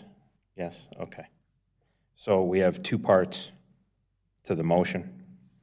The motion on the table is to deny both in that the supporting evidence regarding the value of abutting properties and the effects it would have on it going forward. My argument is they have not been met in what was submitted. The amendment or add-on to that was That the applicant had not proven that the proposed special use will be in harmony with the area, which is directly related to section III of Article 11.4. okay. And Trina, does that cover it for you? Perfect, yeah. Frank? Well, yeah, I'm sorry. I have to go back again because what I was saying earlier, and I twisted it in my mind, what you just said about the data that's provided about property values. Yes. That's factual data provided by the applicant. I don't know how you can deny, so I don't know how you can deny the application of this permit based on facts presented by the applicant. There are no counterfacts, not granted. What if the evidence that I submitted was a list of everyone's name that was on this board. That is factual. I have submitted facts as evidence for this. It did not apply, it did not make the case for, but facts were submitted. What I am simply contending is that everything that was submitted was factual. The concluding statement, though, references stuff that nowhere in there was previously referenced. So what I'm saying is I disagree with how the conclusion was made, not even the conclusion itself, nor that the person is an expert, nor that they are facts. All right. And so you can disagree with that. That's And I perfect. disagree. Vote against I it. politely disagree. Yeah, that's all right. We're all friends here, it's fine. Are we good? We can vote? All those in favor of denial? 1, 2, 3, 4, 5, 6. And all those against my denial? You can, there you go, it's all right. I vote for denial for another reason. That's fair. It's not just a river in Egypt. All right, jeez. Motion for denial passes 6-1. I tell you what, can we get 5 minutes? Let's have some harmony. Let's all have some harmony. Folks, you've been troopers so far. As you see, I like to add a little levity to this because I know you've committed yourselves to this. It's colder outside, I'm going there. Yeah. Let's just take 5, do what you need to do, and we'll come back and try and get through the rest of this, please.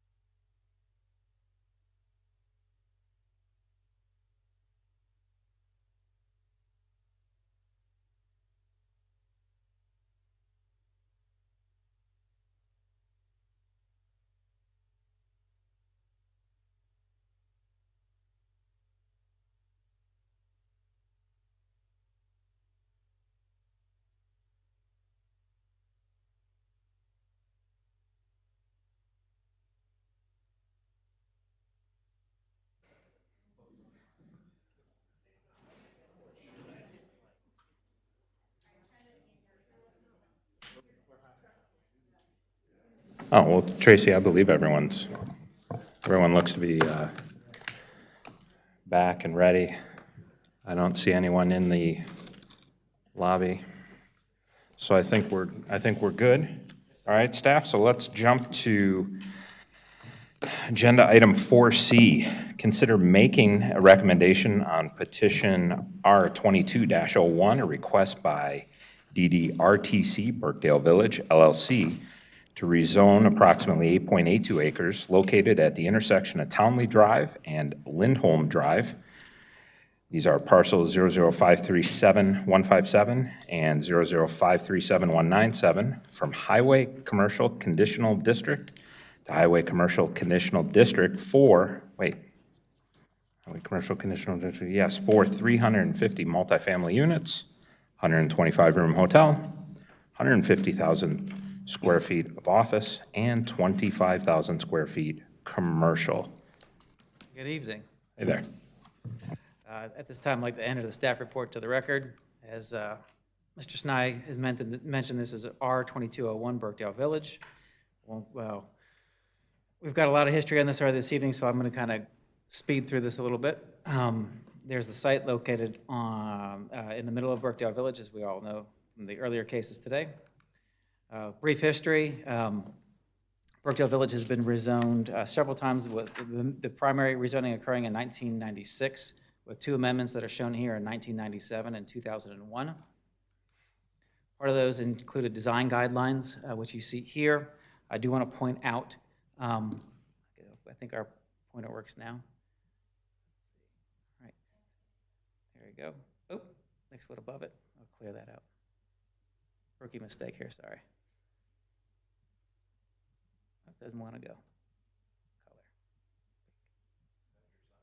I bet you he could. So if you want to look on the right-hand side, you'll see the third note down talks about the stories of the buildings. And it does note that at some point in time, hotels and conference centers may exceed these 3 levels. And that's what we're looking to do here today. Sure. Before we begin, I need to disclose that I attended a meeting, I forget the date, but about a month ago with the applicant and some other people from the town. And nothing that was discussed there, no special use permits, no building heights were discussed. It was, my understanding was, and it was to me, was a discussion of how can we make this project better and attend. And nothing that was said or done there will impact a decision I make tonight. All right, thank you. Does anybody on the board have an issue with that? No? Okay. Great. Continue on. Back in the early 2000s and 1990s, the rezoning process and sketch plan process were separate motions. So we had an original sketch plan from 1999, which was then revised in 2001, and we have again recently in 2021.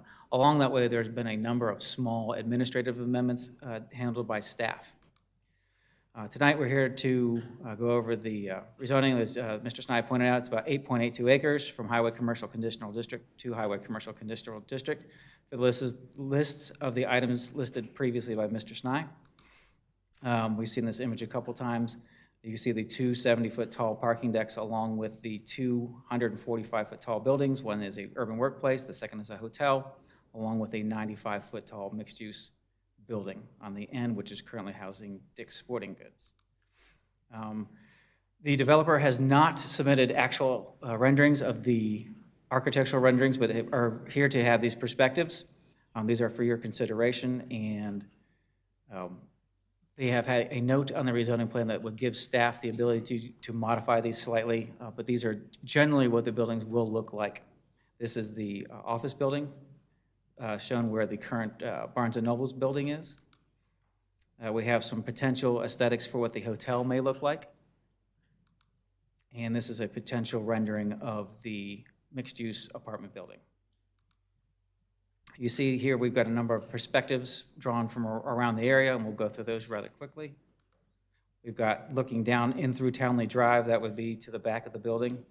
You would see the back of the parking deck. We know that those the actual aesthetics of that would be modified to look more like the building that it's going to be located behind, to replicate that as per the text amendment earlier this evening.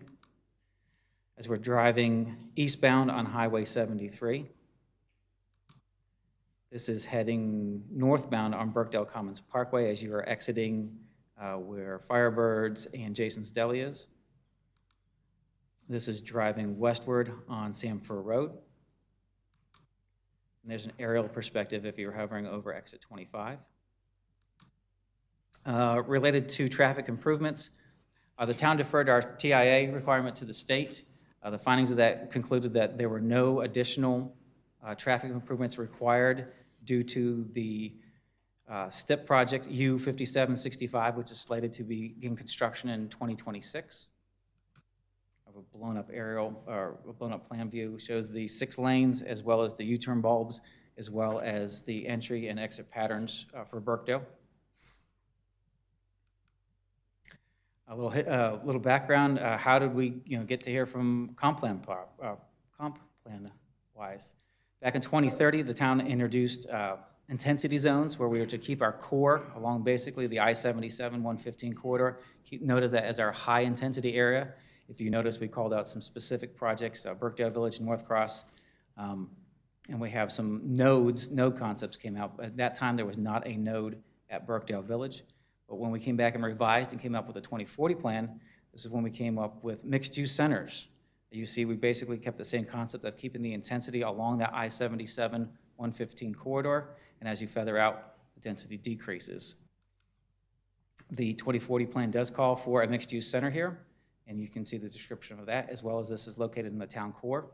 When we look at building types, it does encourage mixed-use buildings as well as apartments in this area. Here are the list of reasons that the 2040 plan is supports this project. We do have a few that do not support it, specifically land use policies 5.1, 11.1, 11.2, and 12.3. All that being said, staff is in support of this. They have made the development team has amended their plan and has answered almost all of our questions. We will be getting a resubmittal, I think, in the next week or two that should address the rest of our comments. And I'm here to answer any questions that you may have. All right, thank you. Any questions for staff?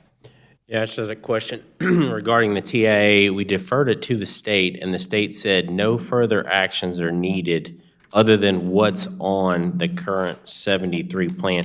Does that mean that these buildings cannot be occupied until those improvements are done? No, they can occupy them as soon as they're built. The state is financially guaranteeing that those improvements will be done at some point in time. But conceivably, I mean, they could move in, it could be 10 years before that's done, and that's okay, even though the TIA says that nothing needs to, these need to be done in order. Correct. Okay. And that is consistent with how other That is how rezonings have been development is done? done in Yes. in our area, correct. Okay.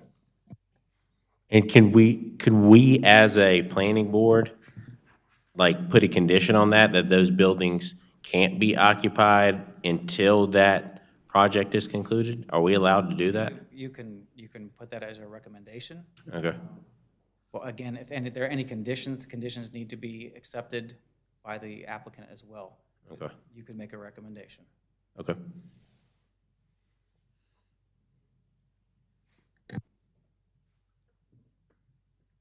Other questions? Just one, Brian. Yes, sir. Since you have this slide up, Highway 73, the Huntersville Greenway from downtown to Birkdale goes in, they won't go grade at the intersection anymore once Highway 73 is finished. They'll go halfway up, and I can't point to it, but right in the middle, there's a crossing. Let's see if I can get this to work. Because they'll go east on a multi-use path, and then they'll hit that crossing. Right, so the state is why, this does not like me. If I was smart enough, I could probably do The it state is here. exploring a tunnel in this area. Previously, that was off the table, but they've had a change of heart, so they're reevaluating that. Okay. Until that is completed, there will be at-grade crossings. At the intersection of Burkdale Commons and Highway 73? Correct. There'll be pedestrian accommodations there. Okay, thank you. And Brian, the town has petitioned the state multiple, or DOT multiple times to try and get a bridge or Correct. low-grade, anything but at-grade crossings, right? Correct. And originally, it was thought to be too expensive to go under. After reevaluating the cost of going over with a bridge, going under may be cheaper. Okay.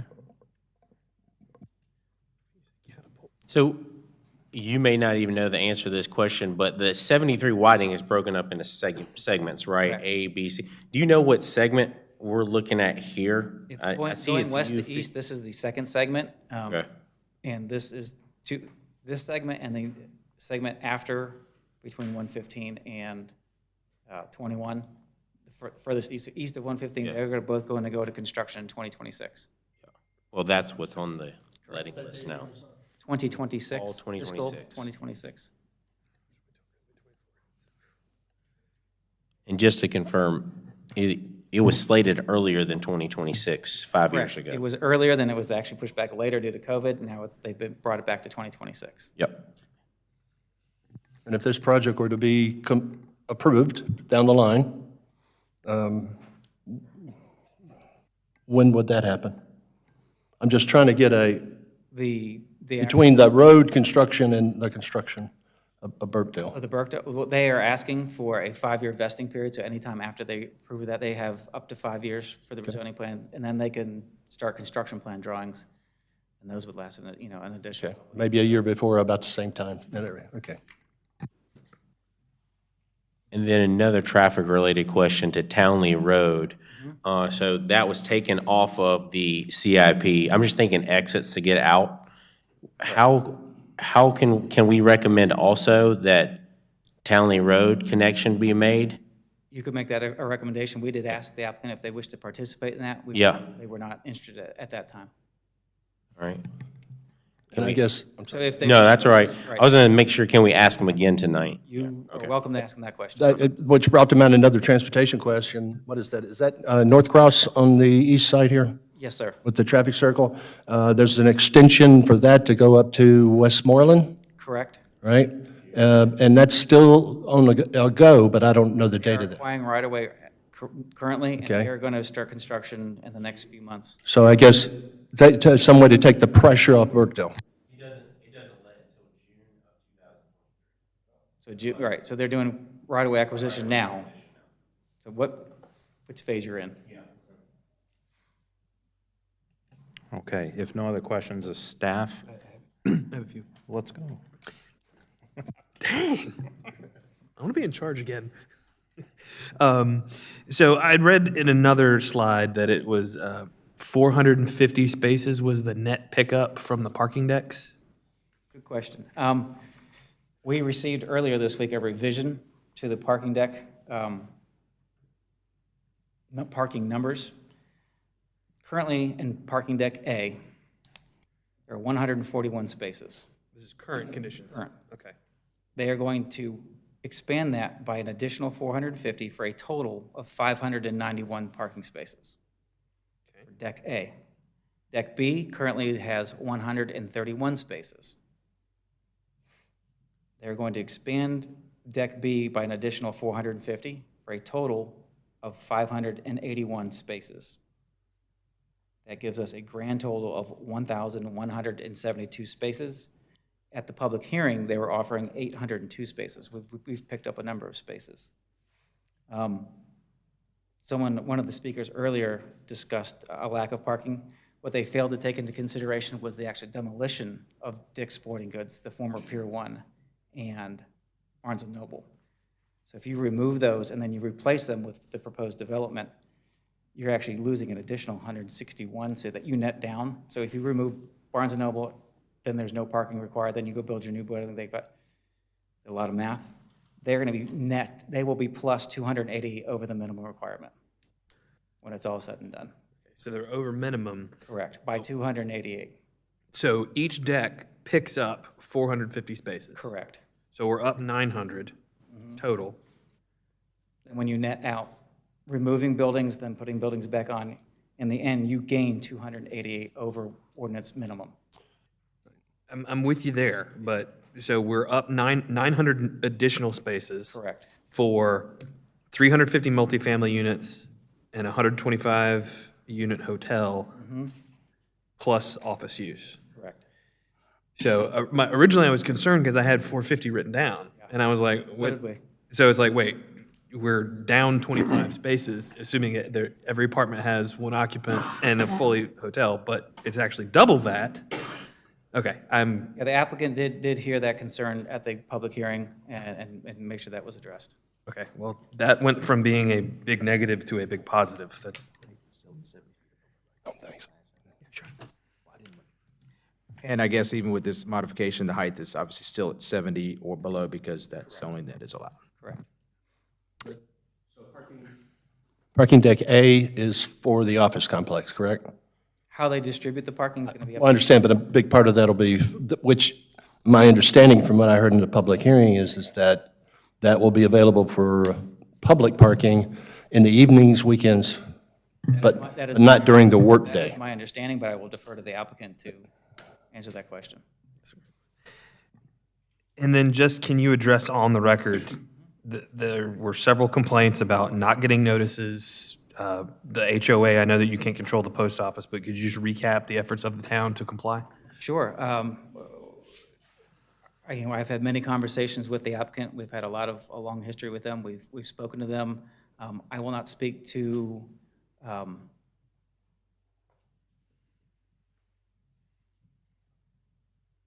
I'll say this. I received my letter, and everybody else I know received the letter, except for the two HOAs. They received they received the postcard that we send out. I cannot speak to the service that was delivered, if it was delivered or not to the post office. I've spoken to Mr. Irvin's law firm, and the people in charge of putting out the mailers said, yes, we put those things in the mail. So, Okay. and that for us, that meets our legal requirement. Okay. And then lastly about Townley, so that was on a plan, it's now, it's not a part of the CIP anymore. Correct. And I saw there was like a bulb as part of the 73 plan that almost like had like a little stub out towards that. Is that just towards the parking lot, or would that eventually align to Townley? That goes into the parking lot. If you look, Townley would extend over, and there's a U-shaped road that comes over here. It would tie into that back road back there. And that was on the CIP at one point in time. Previous board removed that from the CIP. Staff would entertain this fall, though, putting it back on the CIP. That's all I got. And going back to the mailing requirements, Brian, is what of those is the applicant required to mail? What events? So is it public hearing only? The town addresses the public hearing, planning board and town board mailing that's on the postcard. If there are any changes, we will follow up with a follow-up letter. The applicant sends out their letters. We approve that list, it parallels ours, for the community meeting, or the neighborhood meeting, as it's sometimes called. And like I said, I did receive my letter in the mail. And speaking of neighborhood meetings, so we've had They're only one required to have official one. Yeah, they have one official one. Any other subsequent meetings they have are unofficial, and that's at their leisure. They do not have to have another one. And there is one coming up on the 1st, correct? It's November 1st? Correct. That counts as, It doesn't count as anything. In our opinion, they have met their legal requirement as far as Okay. neighborhood and community meetings. all right, thank you.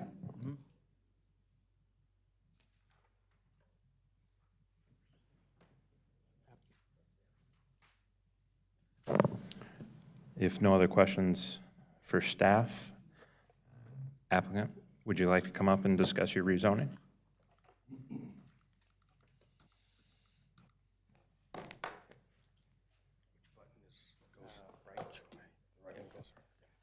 Mr. Chairman, fellow board members, I've got 15 minutes. I'll try to get through this as quickly as I can. Wanted to start with just talking about Birkdale Village a year and a half ago, just before we bought it. There was a lot of vacancy in the village, and that was due in part by, I think, a little bit of mismanagement, not bringing any energy to the property. But really, what tenants need foot traffic. They need people on the ground. And they just weren't getting enough support. They weren't getting enough, daytime pop and evening pop. And so what you saw tenants struggling, not being profitable. And so when the lease comes up, they don't release. That's where the vacancies show up. So when we bought in, first thing we wanted to do, we wanted to change the reputation of it. And so we went in and did some upgrades. We wanted to energize it. So our marketing people started doing the events to get the community involved. We did the paint job, limbed up trees, did the landscaping, changed all the landscaping, limbed up the trees, and like I said, and they did a lot of power washing to clean it up. So I think in that case, we started creating a buzz with activity, and this is kind of some of the things we want to do is try to energize the property. What we normally do in most of our developments is we want to create the public realm. So these are examples of some other properties we've done. In doing this, we got to have a place to have events. You got to have a place for people to hang out, and that's kind of the key. So that's one of the things we try to do here, and one of the things I think we've done successfully so far in our phase 1 development there. The other thing is community, building community. We communicate. We got a big social media presence. We're out there all the time, actively talking to the community and putting on all these events. I can't tell you how many, but I think we do a couple every week and every other weekender. So there's a lot going on there. I know a lot of people have talked about Avalon, and Avalon is one of the most nationally renowned mixed-use developments. It is because it's got the mix of uses. I mean, every article, you listen to ULI, read the articles, mixed use is the thing here. And what creates mixed use, what creates energy, is having not only the retail there, but you got to have a good restaurant base. You've got to have hotel, you got to have multifamily, and you've got to have office. You got to have people there during the day, and that's kind of what makes Avalon pretty special. One thing I will point out in Avalon is that every year we have tenants turn over even there, because some just become, their goods aren't relevant anymore, and they're just not doing the sales. So when their leases come up, they don't renew.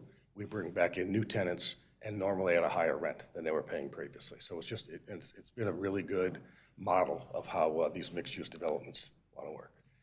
There's an example of the multifamily residential right down the middle of the street. And one thing, the important thing about the residential is that when you come home at night, you don't have to get in your car and go out to dinner. You can do your errands on the street, have happy hour, have dinner without ever getting into the car. The office, kind of contrarily, the office is there to give you the daytime pop. You got breakfast, you got coffee, you got lunch, afternoon happy hours, and then the good news is when the office worker leaves, all that parking that supports the office is now available for the public, which is evenings and weekends when the demand increases for the retail and the restaurants. We just had our Birkdale celebration. I don't know if anybody was there, but we raised $13,000. Most of our events are done for charity. We raised $13,000 for the Cool Kids Clubhouse. A lot of new tenants have come in. There's about 12 or 13 of them. I won't read them all to you, but the good news is we do have current tenants, Bricks. I'm sure you've seen Ease. What Ease has done with their redevelopment is great. Red Rock's going to do the same thing. Savory Spice has relocated, redone theirs. So our phase 1, we thought we did a pretty decent job on phase 1, creating the energy down the boulevard. But that's not all it takes. I mean, even with all our events and everything we've done here, you got to get the pop. You got to get more people here. You got to get the people here during the week, and you got to get people staying at night, engaging and supporting all the stores. Just a couple slides of people hanging out. you know, what our playbook basically is. The top left picture is create the public realm, correct place, the event space, add a concierge level service and valet service. Every one of our properties does this. That also enhances the experience for the office workers, for the office tenants, and also the residents as well. It's just an engaging place. People like to come.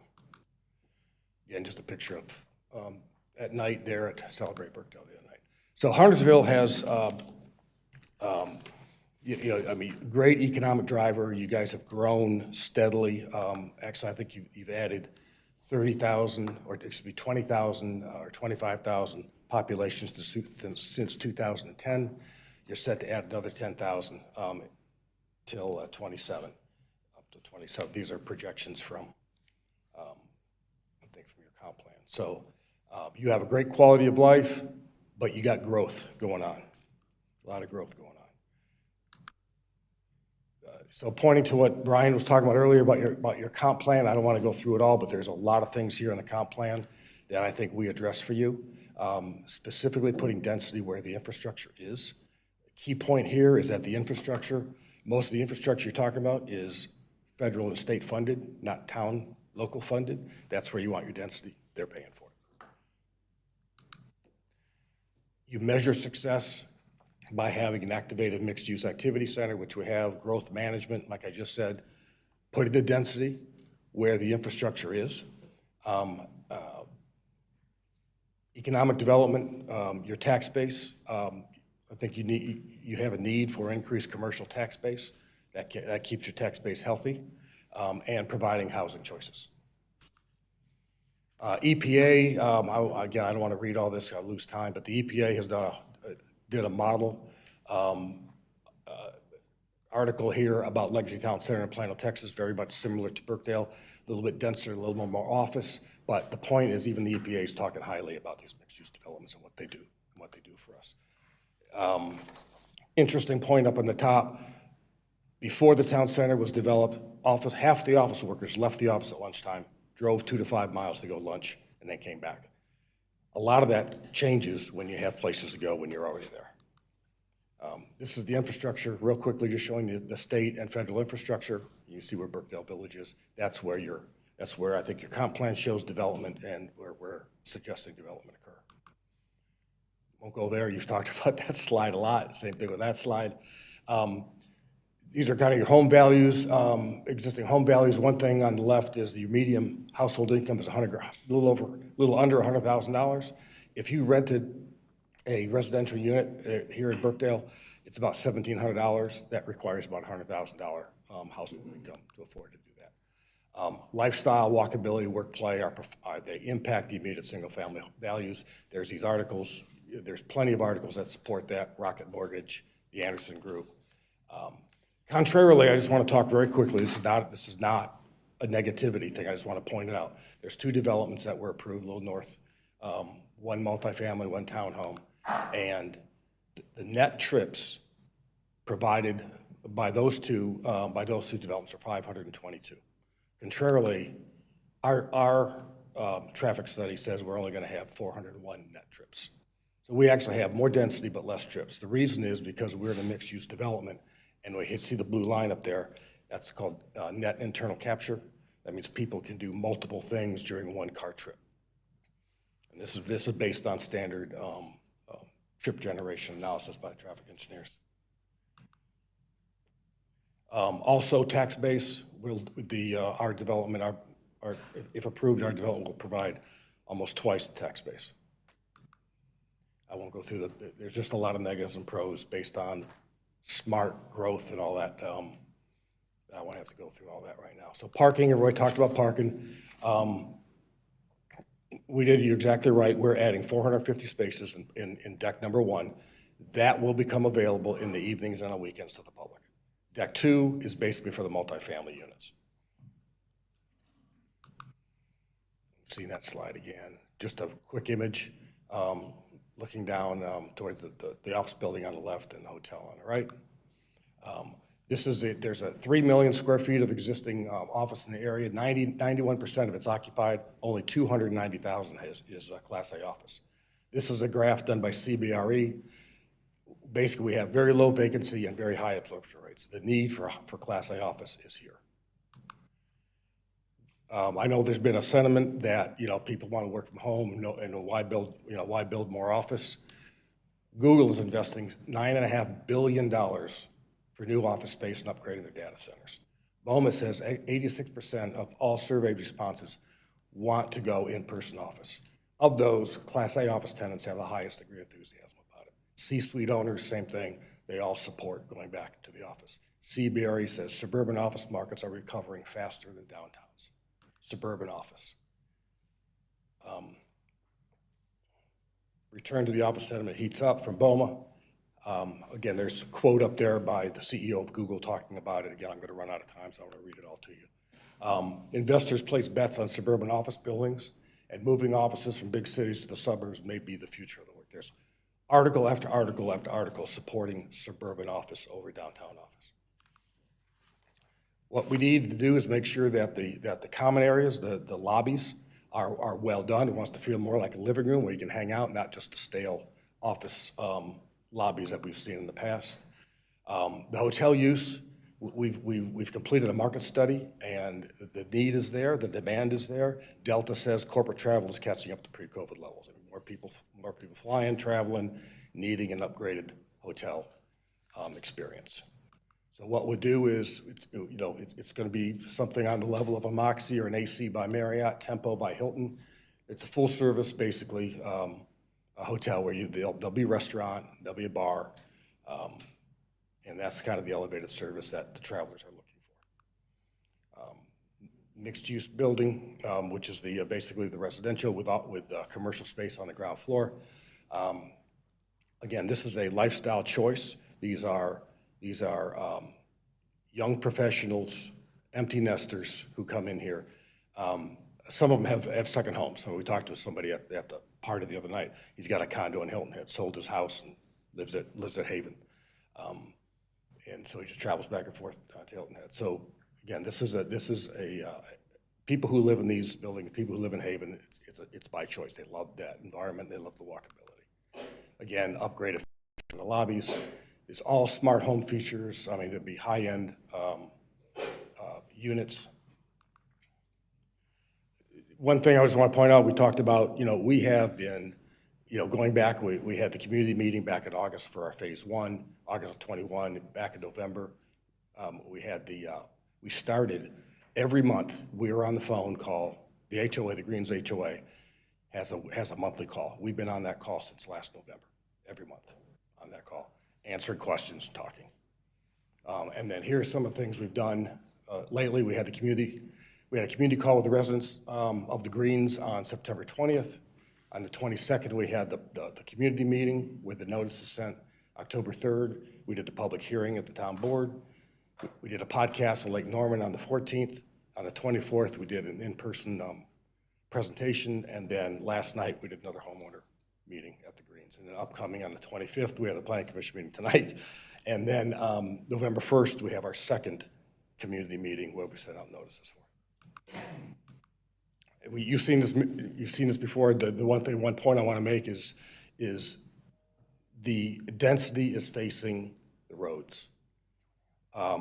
And the Birkdale Village itself is kind of behind that, and then you get to the residential. Again, you've seen all these slides, so I'm just going to go through them. There's a huge economic impact. Implan did some studies for us. First of all, this comes directly from the town, approximately $690,000 in tax base increase per year. The benefits from construction for this development, both direct, indirect, and induced, is $260 million, $212 million under employment benefits. So there's a huge economic impact. And again, we feel like the location of this density is correct. It matches your 2040 comp plan. It's in an area where infrastructure is being developed or being improved by the state. Thank you. I'll take any questions. 14 seconds to spare. Nailed it. Thank you. All right. Well, I skipped a bunch of stuff, so. That's all right. Yes, sir. One of the slides triggered this in my mind, and I know you're not going to have this answer tonight, but I would recommend that you provide it to the town board. And that is, what is the percentage of first floor commercial? And I will tell you right now, the town board is kind of sensitive about the word commercial, residential, and non-residential. And Jack can fill you in if you don't know. The other thing is,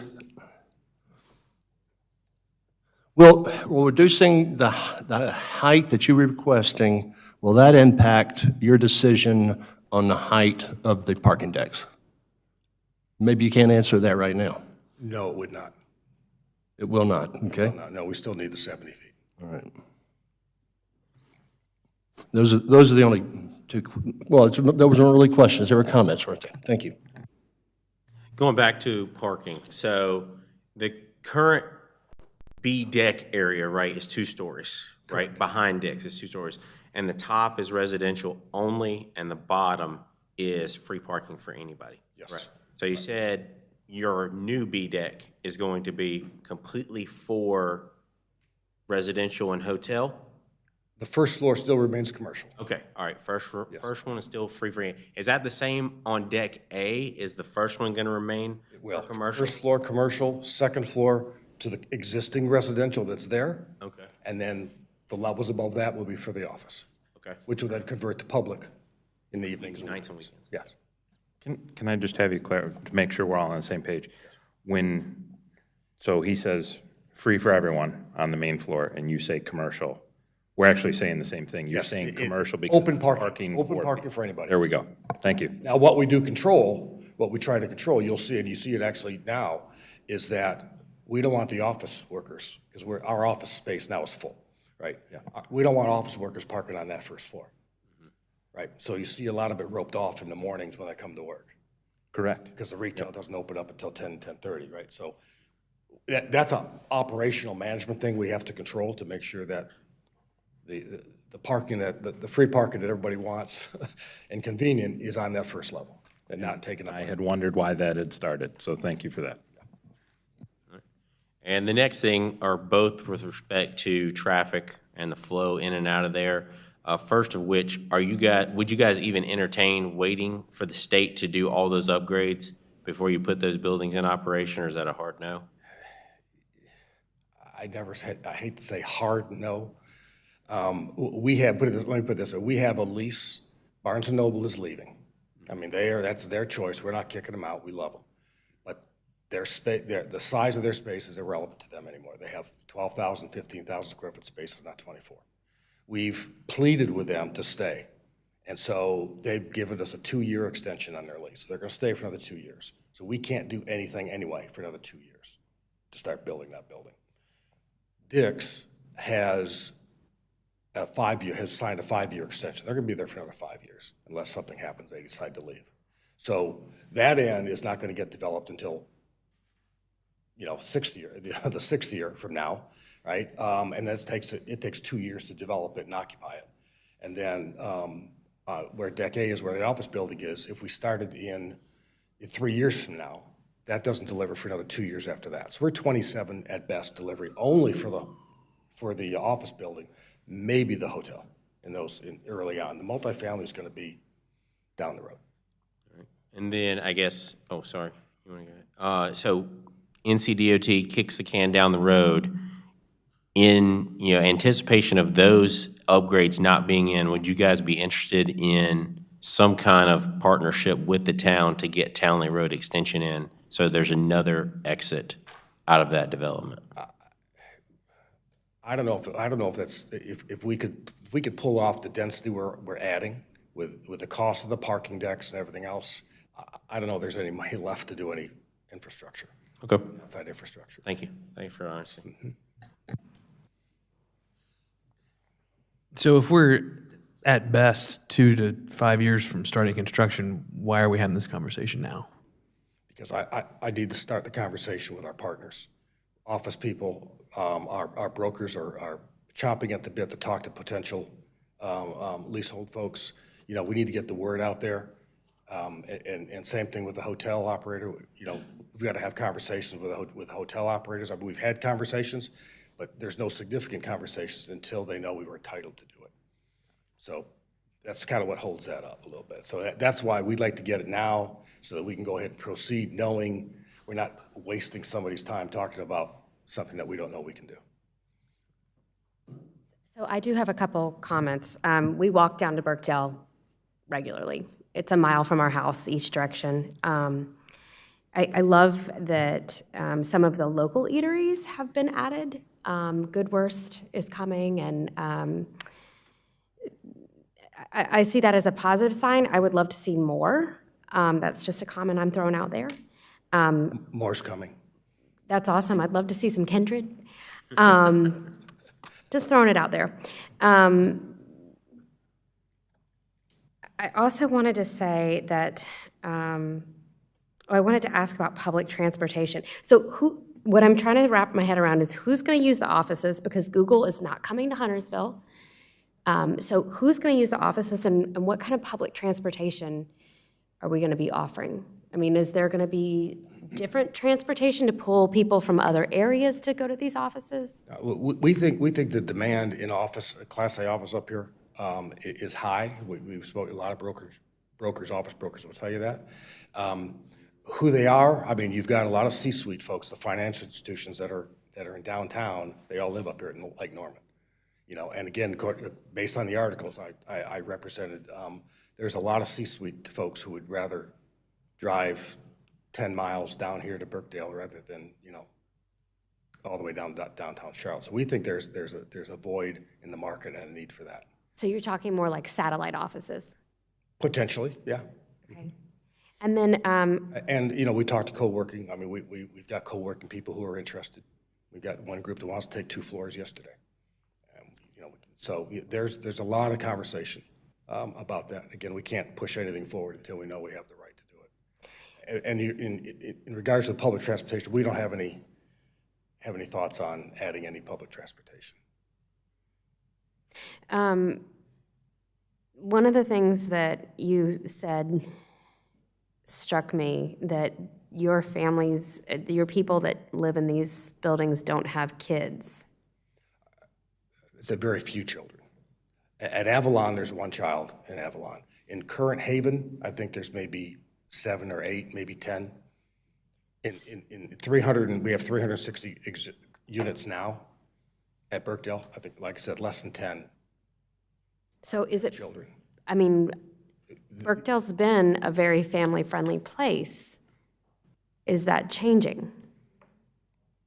Not at all. No, people bring their children here. It's just that the residential units, they're only, at Haven, we have some 3 bedrooms. In the new one, we won't do 3 bedrooms. We'll just do 1 and 2 bedroom units, which are, it's not a family-style residential unit. There's plenty of offerings for families, you know, adjacent to it. I mean, but it's not, I mean, if you look at the photographs and go out there every Wednesday morning, there's over 100 families out there with the kids. You know, I think of Birkdale Buds. I mean, it's well attended, and we appreciate the children and the families.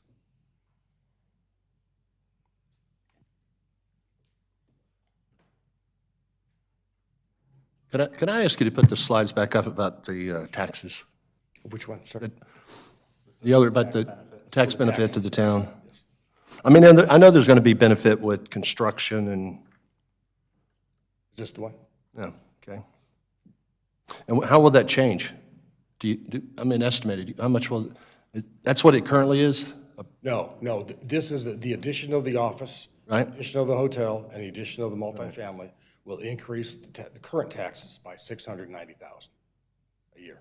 That comes directly from the town. So what is it now? I don't know what, I'm not sure what it is, what we pay now. Or I don't know that answer. Okay. All I know is that we asked for that calculation to be made, and the town made the calculation. So we got that directly from Thank you, sir. staff.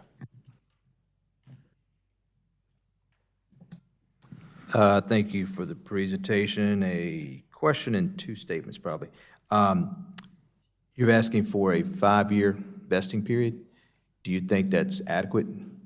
You asked for a 5-year vesting period. Again, using your time frame, are you going to run out of your vesting period before you get started?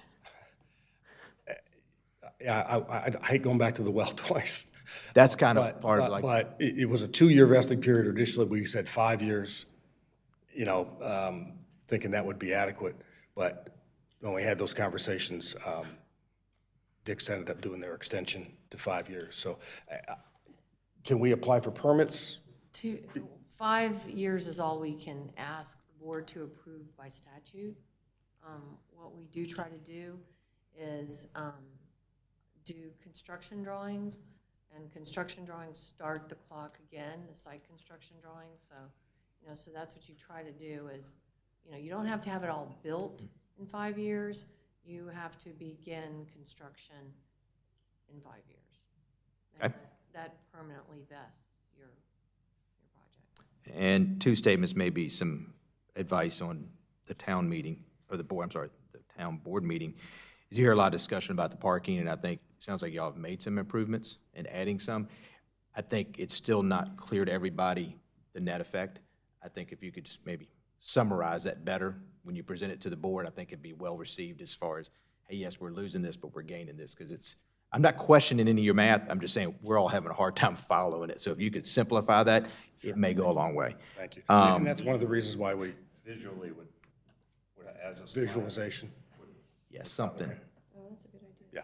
And then I personally, and again, hopefully the town board would see the same thing, talking about and maybe the town, you said, it sounds like the staff may have come up, the approximately 691,000. That sounds impressive, but maybe again, some detail of how you get there. I'm sure that's not all in tax revenue, because that would be a tremendous amount of taxable value. So there's some other elements of that. It's impressive, but something to back that up would be helpful.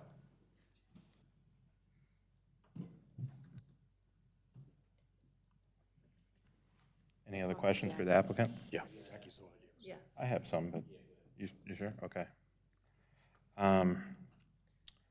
Of the 3 components that you're discussing for this, office, hotel, and residential, can any one of these individually be successful without at least one of the others? Sure. Yeah, yes. The hotel's gonna, the hotel's gonna need the office. For the hotel to really be successful, we need that office space there. But the multifamily could live by itself. Okay. In the public hearing, it was mentioned the valet services and utilizing Regal's lot and pushing it there more and more. I didn't pick up on it, I might have missed it. Do you have a contract with them or some sort of agreement with them? You just. With Regal? Yeah. No. Because that's their parking lot, right? It's their parking lot. Okay, We have a wink with their management okay. that allows us to park there. That works, thank you. Some of it goes into some of it has to go into the parking decks as well right now, Yeah, depending on how busy it gets. okay. But so, and I think somewhere in your slides, I saw them represented elsewhere. You have a relationship with them, and so they understand what you're doing, and. Yes. Okay. Yes. And we were begging them to upgrade their facility. Yeah. Let's see, excuse me, one thing that didn't come up tonight, but that did come up in the public hearing was the potential for a conference center. As I understand it, you are going to design the second floor for the possibility to support a conference center somewhere in the 25 to 30,000 square foot range, but some of that would be, I don't know the proper term, but I call it back of house. Correct. Okay, if we can go with that. That's correct. But that would require public-private partnership, correct? Correct. Okay. Let's assume then, if we could, that neither Huntersville nor Mecklenburg County want to partner with you on that. What happens then? We would convert the high ceiling that we currently have, we just convert it to like, not spec office, but spec office suites, or, some office that would enjoy having a higher ceiling. Flex space and things like that. Basic, like, for instance, co-working, they love those high ceilings. Yeah. So, yeah, I mean, we would just be a conversion to office space. Okay. And let's go in the opposite direction Now let's assume that Huntersville or the county, they do want to partner with you on that. And we get to now where we're having events specific to that. What I envision is that's a larger crowd coming at a tighter time frame, very specific timelines, than if it was, say, co-working space, flex space, office space. What do you envision for parking should that come to fruition? That's going to have to be in that conversation. Maybe a deck has to be built out front, or maybe there has to be some leniency on the height of the current parking decks, and you got to add a level or two. Yeah. If that would occur. Okay.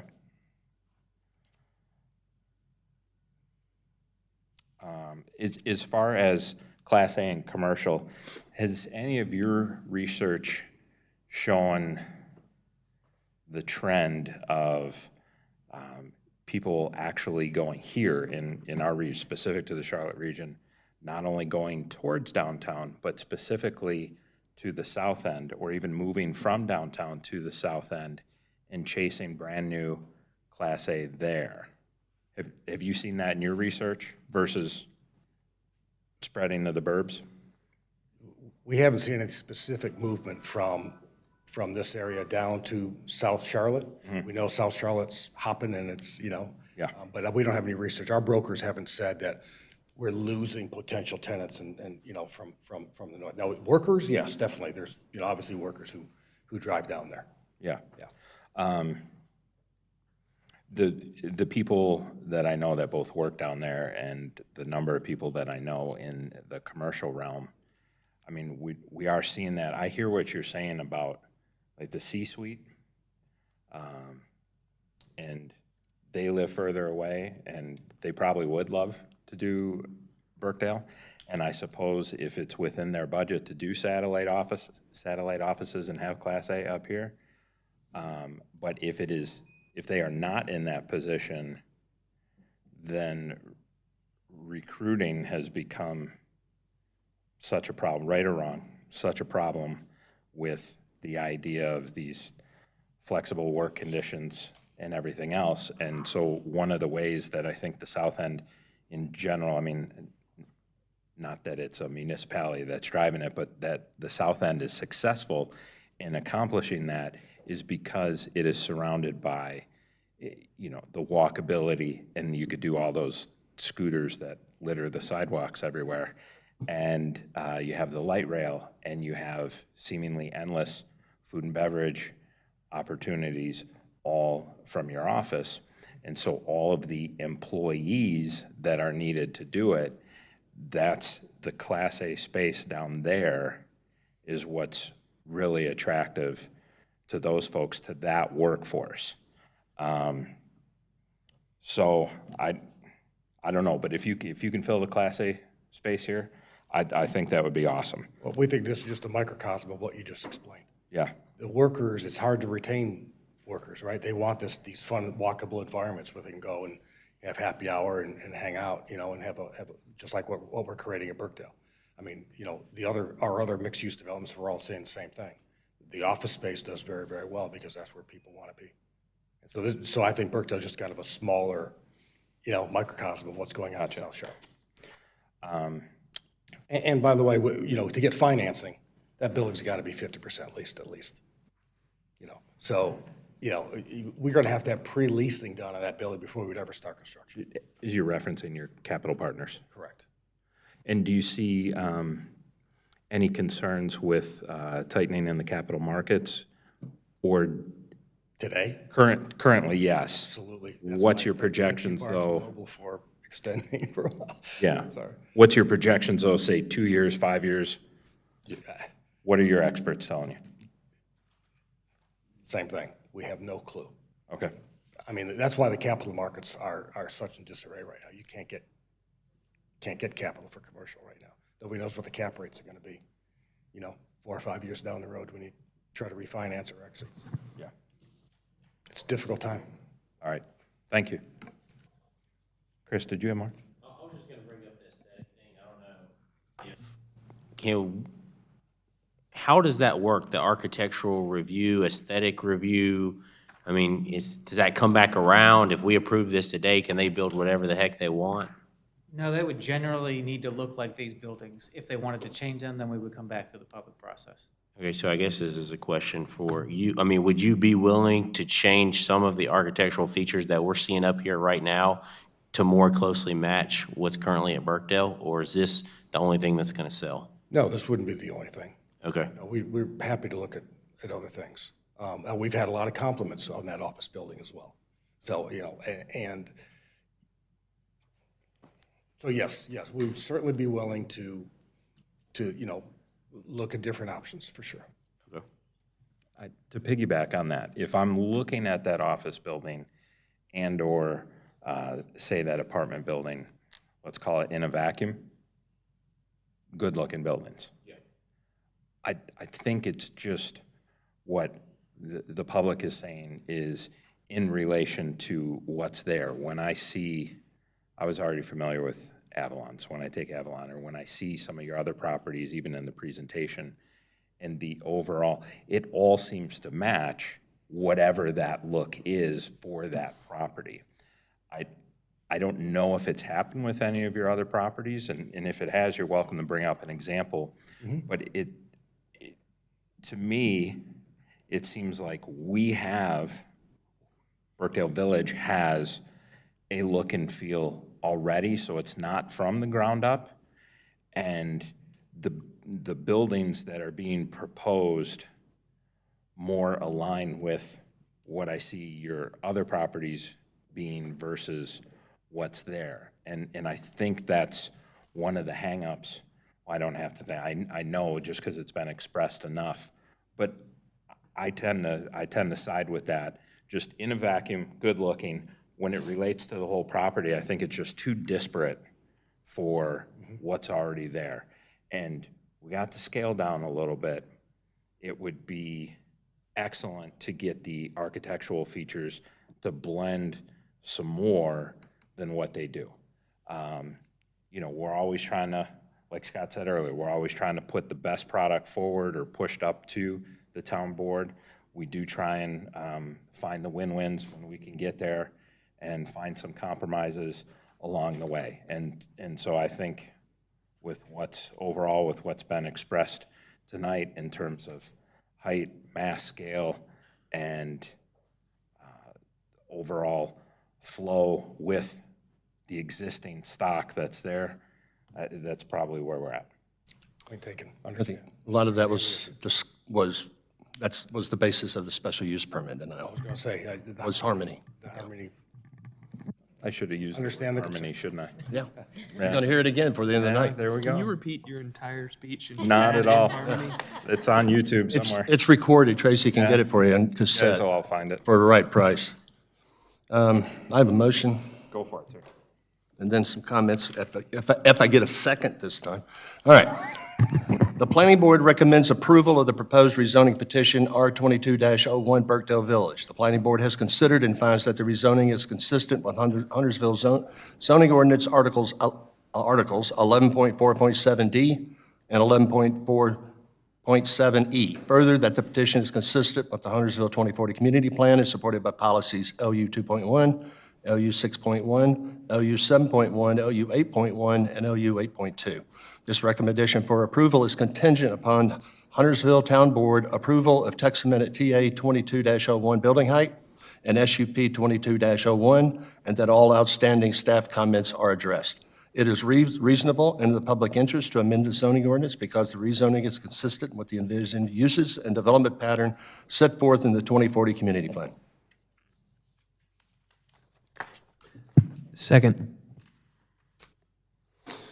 Okay, All right. discussion, Frank? you want Yeah, I got to say, we had a lot of interested people here tonight that live close to Burkdale, and they love it, and they like it the way it is, and I understand that.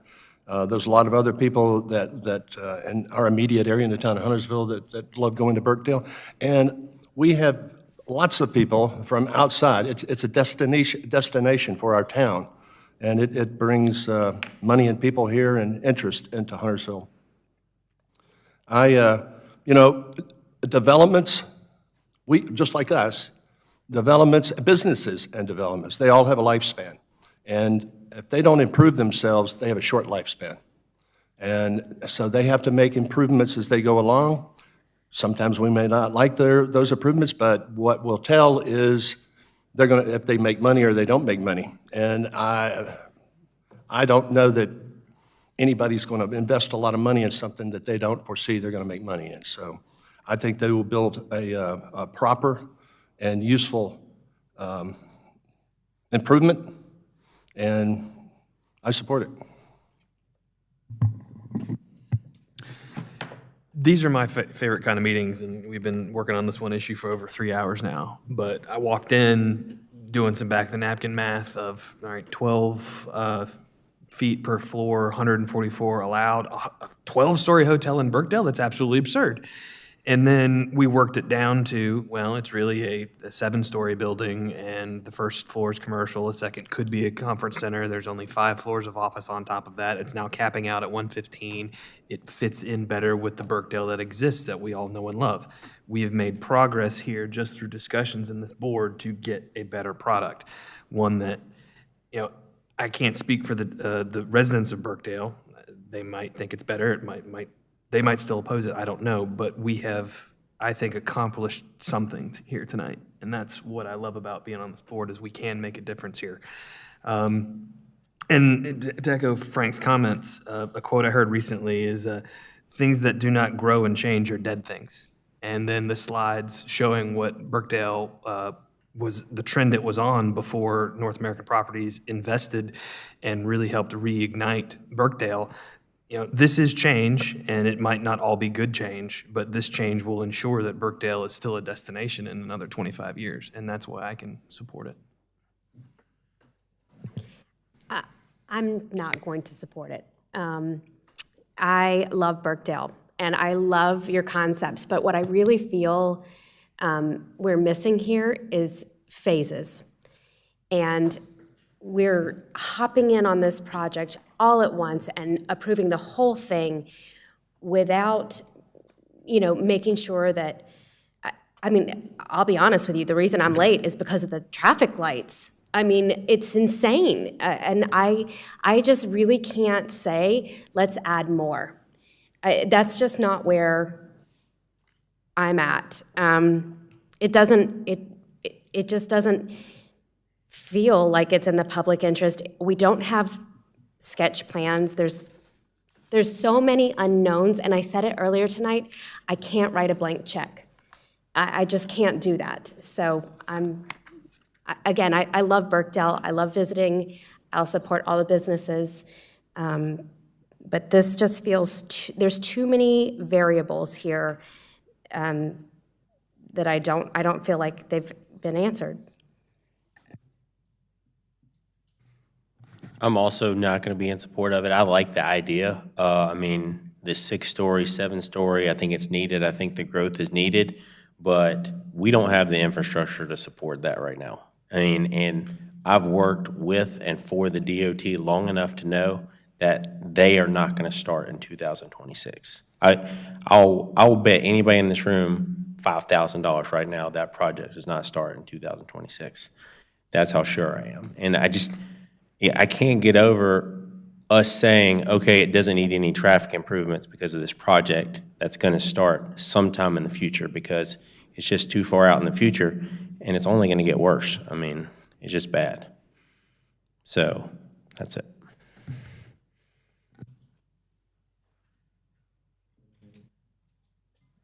I'm in support of the project. I think it's a good idea to bring, more to the Birkdale area.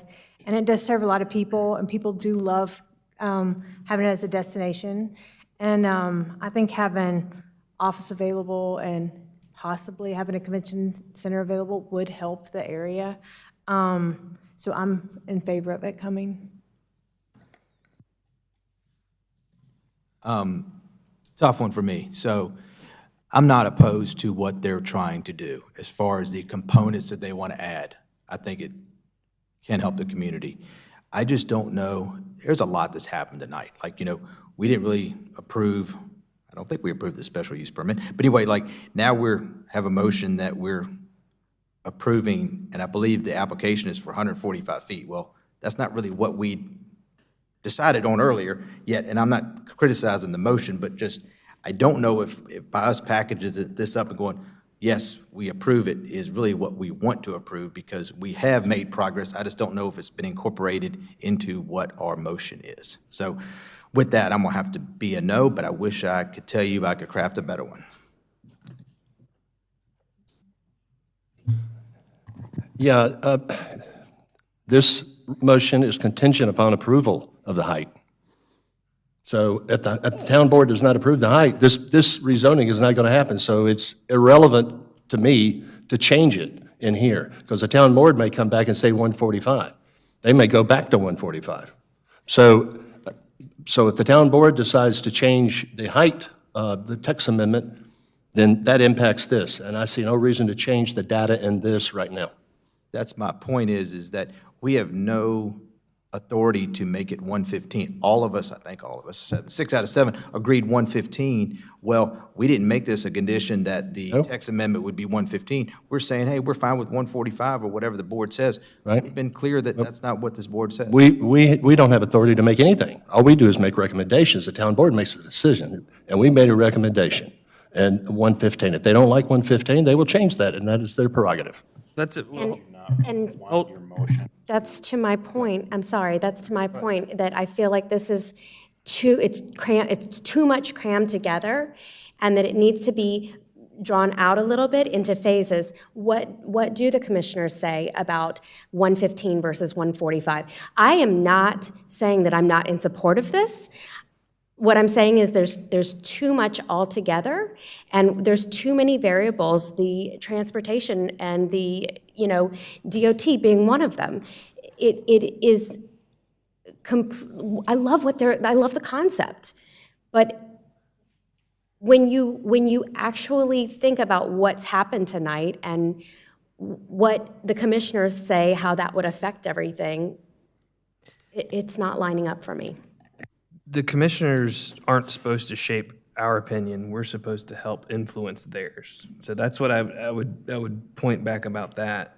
And then to Frank's points and Scott's, my support was contingent on this being capped at 115. So if that needs to be, Frank, is that your intent, that your motion to support the rezoning was that it was capped at 115 feet? No. I'd be happy to put that there, but I don't think it's needed. Because, like I said, the reason I say that is 115, they have to approve that, or if they approve 115, that's what it's going to be. It doesn't matter what it says in this rezoning right now. The applicant has informed me they would be amenable to agreeing to the 115 feet across the board. Okay. Then that answers that question. Yes, I would. Okay, so then would you accept an amendment to place that as a condition to your recommendation for approval? Do you approve it? I do. I do. All right, Scott, does that change anything for you now that that has been memorialized? You've gotten me closer. Sorry. I know it's getting late. We still have the whole concept and discussion about harmony. And again, I'm not sure that we've been able to get to that point where we're at a point that says, hey, I like this, and let's move it on because we agree. This is discussion only, and I'm not saying, I understand the speed of business, and I don't like deferrals. But this may be an instance where if we defer this, and again, the board can still take it up and they can pass it, but if we defer this and let the dust settle on the text amendment and the SUP, then I think we then have information that we're better able to look at this and say, okay, based upon the results that the board's passed on that, I have a little bit more confidence being able to make a better recommendation to the board. Again, the board can ignore all this and vote on it as they please, but. This goes back to my points earlier about I feel like we're doing this in kind of a wacky order, and that's because it's really one issue that's broken up over three nuances. And I think we've sent a message with our rejection of the special use permit that is our hangup. We're not against the plan, we're not against the height now that it's 115. We just want to make sure that it fits in with Birkdale. I'm concerned, and again, I'm not telling you how to vote or asking you to agree, but it's like if you vote against this, what message is that sending? if your only concern is the harmony, which we've already highlighted as a huge reason why we're against it. What remaining I'll stop there. Go ahead.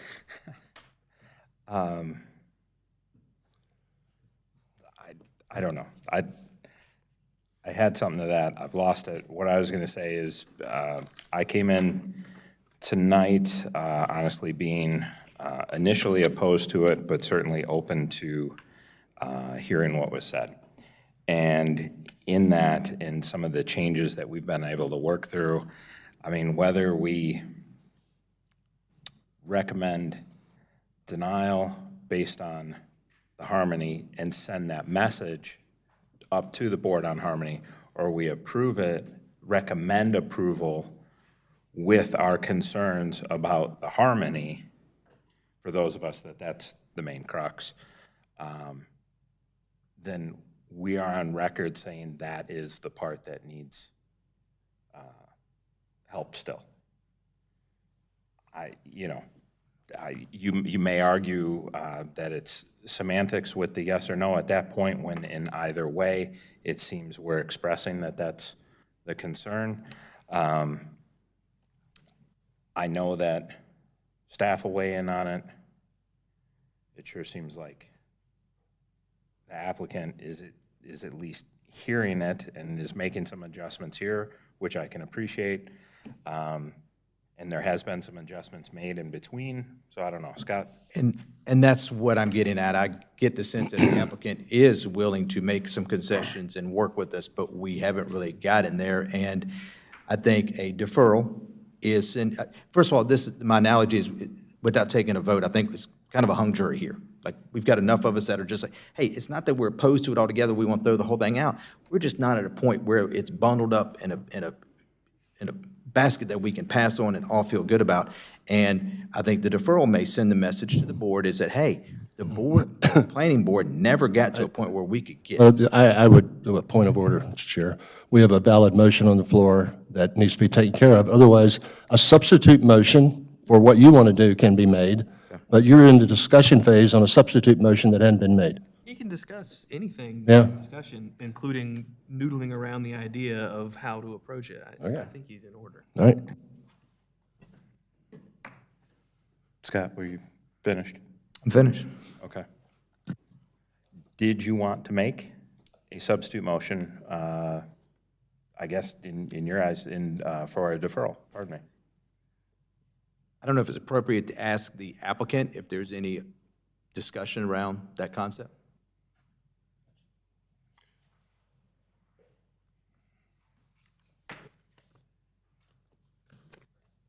And if not, that's fine. You don't have to. Again, I'm trying to. I don't think we can design the building right now. That's the problem. You know, I don't think it's reasonable to expect the applicant to design the building right now.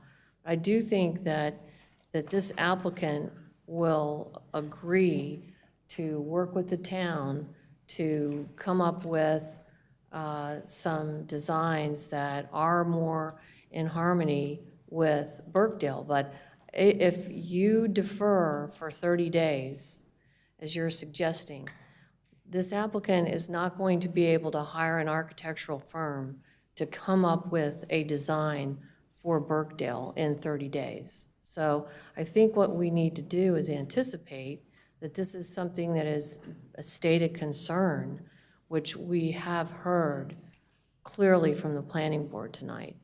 And what we would like to do is sit down with planning staff and come up with some parameters that might work before we go to the town board. Okay. In light of that, and in light of comments that the applicant made, that with the Dick's extending their lease, that I don't think there's that same sense of urgency that maybe it was before, whether it's 30 days or 60 days, if we get to a better plan. So therefore, I'd like to make a substitute motion that we defer our decision or recommendation on this until the next meeting, which is, Tracy? November 15th. It's a shorter time span. Thank you. November the 15th at 6:30. Does he have a second? Second. There it is. Any discussion on the substitute motion? It's the heat, isn't it? It's the heat. All right, we got to vote on the substitute motion, deferral to the next meeting. All those in favor of deferral to November 15th? 1, 2, 3. All those opposed? Substitute motion fails. 3 to 4, is that the proper way to word that? Okay. We are back to the original motion on the table, the amended motion, correct? Yes, Frank? Yes. It's the amended motion, okay. And we have a second on the amended motion. Any more discussion on the amended motion? I just want to say one more piece on the traffic thing. I don't want to be like throwing this in the face, you can't build this because of the traffic. I feel like there's solutions that can be done with some of the signaling out there, maybe building the roundabouts, like just small things and not an $80 million project that's going to take 5 years to do it. I don't feel like the town or the developer has reached out to try to alleviate these concerns that everybody has. They're just backing away and they're saying, the DOT said, this is going to fix everything and we're going to be out there in 2026. And I just don't feel like that's the right approach to development. And that's it. I feel like there's small things that can be done that haven't been vetted. With respect to traffic, I mean, look, you know how this goes. I mean, we all have our own opinions on this, and they are all welcome on this board, and we all shake hands when we're done. When we look at traffic, I've lived in a handful of states. No offense to anyone that's native, but when it comes to infrastructure, this is by far the most backward state I've ever lived in. It is in part because it is state-controlled. The better plan that we have currently is the scoring system. And you rank on the scoring system by having a problem first. The problem has to be bad enough to rank high enough to earn money. Then they fund it, and then right-of-way and everything else and whatever. So you think about that. There's not only is it not proactive, but it's wildly unreactive. You are so far out there. And so the idea that we would start holding up these developments for the infrastructure to come, I'm not saying you build purposely to get bigger roads, but the infrastructure never comes if the problem doesn't exist. And I know that's odd, but I just want to point that out. And we have always looked at the TIA and what improvements are already in line, what need to be made. There's already a project that's there. Yes, is it going to move around? Always does. That's another quirk that I find ridiculous, but it happens. And I don't know. To me, it is what it is. So with that, if no other discussion, there is an amended motion. I need to read something before you do that. The amendment. Oh, you want to I read the whole thing know. with the amendment? I'm going to ask about the amendment first, and if I need to, I'll read the whole thing.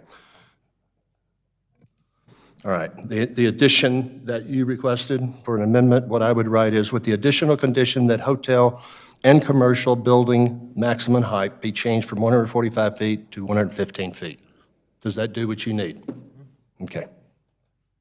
And I'll type that up, send it to you. Thank you. Tracy. Okay? Okay, now that we're clear on the motion, all those in favor? 1, 2, 3, 4, 5. All right, all those opposed? Wait, I didn't mean 5, 4. It was 4. 4 to 3. Motion passes 4 to 3. Thank you. Okay, another 2-minute break now. It's hot. Stephen? Mr. Snai, we do need 5 members to approve, even with 2 out. You still need a majority. If you'd like to call the vote again. Not the one, even though they're not present? No. Abstain is a yes. I'm not sure if our Yes. rules. Yeah. Okay, Yes. I'd like to call the vote again. Scott's recommending you call the vote again. I know he's recommending. No, I'm asking, You need to recall the vote again. Okay. And then if, you have to have 5. If someone abstains, that's a yes. Okay. Since Okay. that motion, is that a dead motion? Does it have to be remade? I mean, it It's didn't a pass. failure. It's It's failure. not a problem, I can read. All right, so just to observe, Just to be safe. Understand, to be sure. All right. I'm going to make a motion. The planning board recommends approval of the proposed rezoning petition R22-01 Burkdale Village. The planning board has considered and finds that the rezoning is consistent with Huntersville zoning ordinance Articles 11.4.7D and 11.4.7E. Further, that the petition is consistent with the Huntersville 2040 Community Plan and supported by policies LU 2.1, LU 6.1, LU 7.1, LU 8.1, and LU 8.2. This recommendation for approval is contingent upon the Huntersville Town Board, no, strike that. This recommendation for approval is contingent upon Huntersville Town Board approval of text amendment TA 22-01 building height, SUP 22-01, and that all outstanding staff comments are addressed, with the additional condition that hotel and commercial building maximum height be changed from 145 feet to 115 feet. It is reasonable and in the public interest to amend the zoning ordinance because the rezoning is consistent with the envisioned uses and development patterns set forth in the 2040 Community Plan. reseconded. Okay. Don't make me discuss it again. No. All those in favor of the motion on the table? 1, 2, 3, 4. We still have 4. All those opposed? 2. We have an We have an abstention. abstention. So, You have to ask. 1. You have to ask. Any abstentions? There we go. Thank you. 1. So the official way to word that is a 4-2-1? So it passes. Correct, okay. Okay, All right. Thank you we're set. again. Thanks for keeping me in check. Hired an offensive coordinator and switched to a 4-2-1. Yeah, I mean, geez. Folks, if you are set, feel free. If you're sticking around for 4D or 4E, then by all means.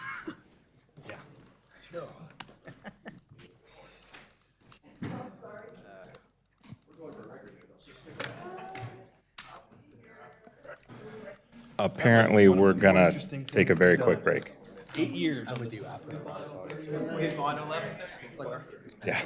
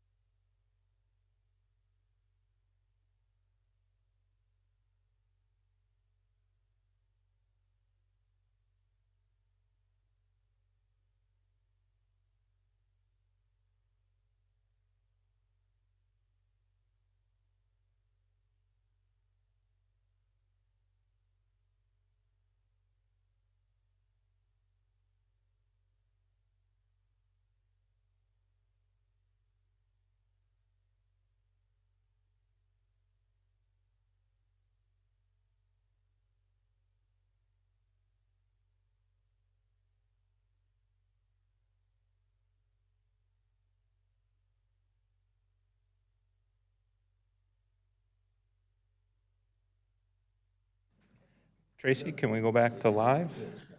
We're good, okay. Let's do 4D. Consider a recommendation on petition R22-03, a request by Alan, is it Spraggins, for Hawthorne Devco LLC to rezone approximately 9.219 acres located at 6925 April Mist Trail, that is parcel 015-16113, and that's at the corner of Beatties Ford Road and April Mist Trail. We're going to rezone that from Highway Commercial Conditional District to Neighborhood Residential Conditional District. Mr. James. Thank you, sir. And I have not presented to this board. I am Jesse James, believe it or not. That's my real name. And I will be presenting R2203 Huntersville Retirement Residence Conditional District rezoning. So this rezoning currently is highway commercial. It's there on Beatties Ford Road, corner of Beatties Ford Road and April Mist. You can see it in the pink dashed area there. The rezoning is a proposal to go to the Neighborhood Residential Conditional District. As you can see, the yellow area all to the north is all that same zone. This is located at 6225 April Mist Trail. It's approximately 9.219 acres. It's currently a vacant lot. It's just a wooded lot. And it is, the proposed land use is a congregate housing, 148 unit. So a little bit of background, a little history on this property. Back in '91, when Mecklenburg County had the jurisdiction there, it was approved for a mixed-use development, which is now Tanner's Creek and the surrounding areas. This parcel was approved for a shopping center, which was called Hopewell Village. And the appropriate zone for that would have been Highway Commercial Conditional District. In 2006, worth noting, the town did rezone this property to neighborhood residential, which was later reversed under a 2007 court ruling, which converted it back to its 91 vested plan. That rezoning was a swap of zoning to the Beatties Ford Hambright Road, and the court ruled that procedurally illegal, so it reverted back. So we're left with what's today the Hopewell Village plan, which is a mixed-use commercial, well, this was a commercial shopping center. This actual rezoning request, which I will note first, is they're asking for no modifications to the ordinance. Again, it is a 148-unit bed congregate housing facility, 3 stories. Height's been a big issue tonight. They are under the requirement, so that is noted. They will provide a 100-foot buffer along Beatties Ford Road that matches the Beatties Ford Road corridor small area plan. Try to say that 3 times fast. They meet the 10% canopy tree save. And it's important to note they are actually giving 20.69% canopy, which is a good portion of the surrounding buffering area and in the front. And they do meet the 10% specimen tree save, which those specimen trees are also around the perimeter. Another important fact about this proposed facility is they do meet the architectural requirements for massing, scale, and spacing. They've broken up their, you'll see some more pictures on this, but they've broken up their roof line, and they've, the way the building's set, it's not just one long, tall building.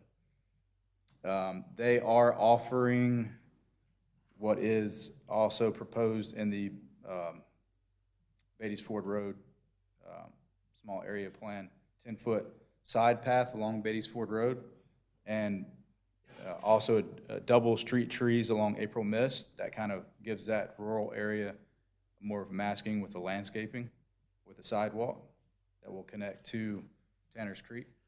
And they're also, they've also agreed to connect Cane Branch Way, which, see if I can do this Brian wasn't able to earlier, and my hands are sticky from sweat, but you can see on there my really bad circle around the emergency access. I think this is important because it does add a level of connectivity.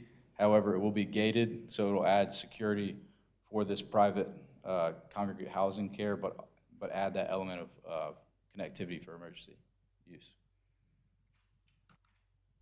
Let me clear this.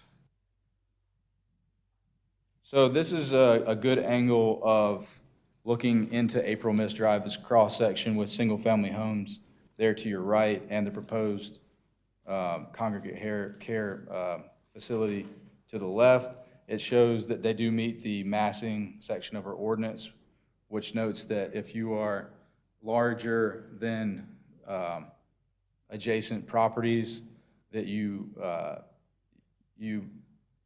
not too tall, you're not too big, and your modulating features, your articulation kind of blend in with the area. I think they've adequately done that, as you can see here. Their proposal is not too, is only 1 story more than the single-family homes, but it is sloped down, so that level still isn't even that much of a difference. These are a couple of renderings from the Beatties Ford Road, April Mist corner. As you can see, the vegetation that will be left along Beatties Ford Road, the 100-foot buffer, double street trees along April Mist. That rendering right there will be slightly different. The 1 row of street trees will be in the planting section. And the picture to the bottom, they've got a plaza, a green plaza in the front, fronting April Mist. That allows them to have a slightly larger setback. They've agreed to break up the roof line and some of the larger sections. It gives it more of a modulating articulation along that roof line to meet our architectural standards. An important part of this rezoning, and any rezoning, is the 2040 community plan. This area, as you can see on the map on the screen, is set out for an activity center. Those activity centers are a mix of non-residential, residential, along major or minor thoroughfares. One key item to this rezoning is it calls for a mix of housing, which this does do. Everything around it are townhomes and mostly single-family homes. So this rezoning would accomplish, given that mix of housing in the area. There's not another congregate housing facility in this general area.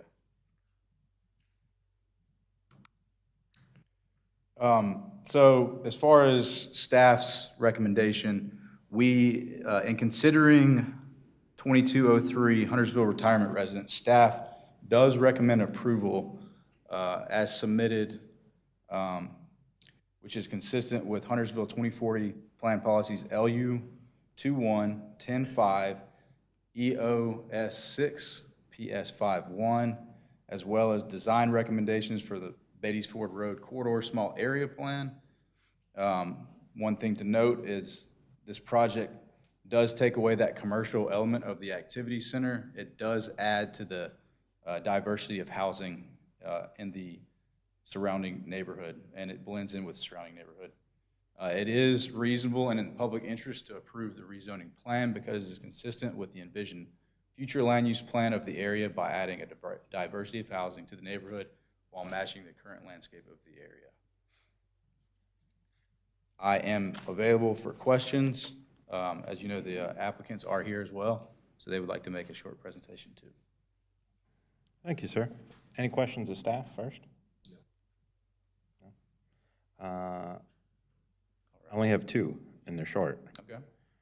Is there any right-of-way or easement required from the Tanners Creek development to be able to make that connection on Cane Branch? No, it's stubbed out right now on Cane Branch. They would be providing sidewalk from Cane Branch, which is also stubbed, to that property line, I believe. And they would be adding, connecting that sidewalk to the interior of their property, but I don't believe any right-of-way would be needed for.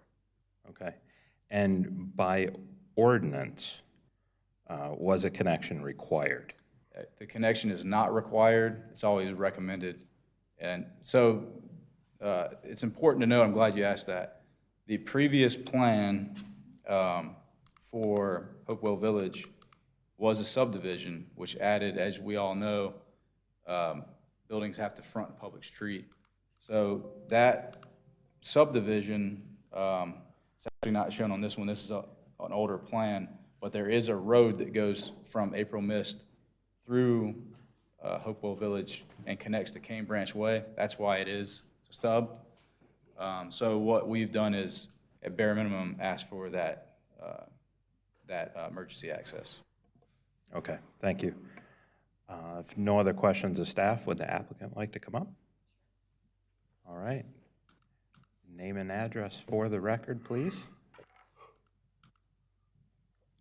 And I have a feeling you're not going to need the 15 minutes. Well, I shouldn't. So I did. I've seen you present before. Okay. Well, and this is a smaller presentation than the public hearing, but I wasn't sure if everyone was going to be able to have seen it. So I wanted to hit the high points. My name is Christina Znansky, 2260 McGillcrest, Southeast Salem, Oregon, 97301. And I'm here on behalf of Hawthorne.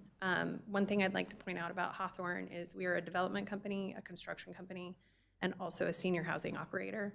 We have about 85 buildings in the United States that are in operation right now, with 13 in North Carolina. The two closest are Williams Place on Lake Norman, and then also Shad's Landing in Charlotte. So we're looking forward to being a part of this community. So first, I want to talk about who our residents are. I know that there has been a lot of senior housing coming to this area. I know in talking to the town board, the concern is, why is this different? And one thing I want to be really clear about is these are not age-restricted apartments. This is a lifestyle and this is a community. Our target demographic is late 70s, early 80s, and right now our average resident is 84 years old. They're generally in good health.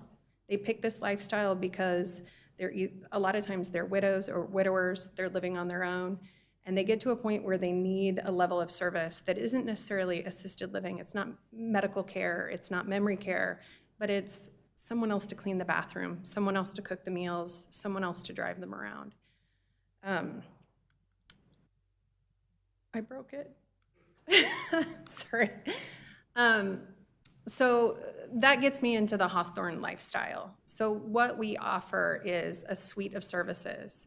Our residents all have independent suites. We have a studio, 1-bedroom, and 2-bedroom units. About 20% of our residents are couples, but generally we have single residents. 30% of the building is common shared space for all residents. We have a movie theater, we have a beauty salon, a chapel, library, game rooms. We also have outdoor amenities, a fire pit, and also raised garden beds. And the goal is really to get these residents out of their rooms and into the community, interacting with each other, interacting with our on-site management, making new friends and new connections. We provide 3 meals a day served restaurant style. The suites do not contain full kitchens. They have kitchenettes with a sink and a 3/4 fridge, which gives a feeling of independence. You can have snacks, some breakfast items. But in general, all the meals are served in the central dining room. We also offer weekly housekeeping and linen service. There's a luxury passenger van. I think it has 18 seats in it. And for taking residents to doctor's appointments, to movies, also to activities that have been planned by our on-site activities director. And all of these services and all of the utilities are covered in one monthly fee. It's not a la carte, it's everything included. The only thing is your personal phone.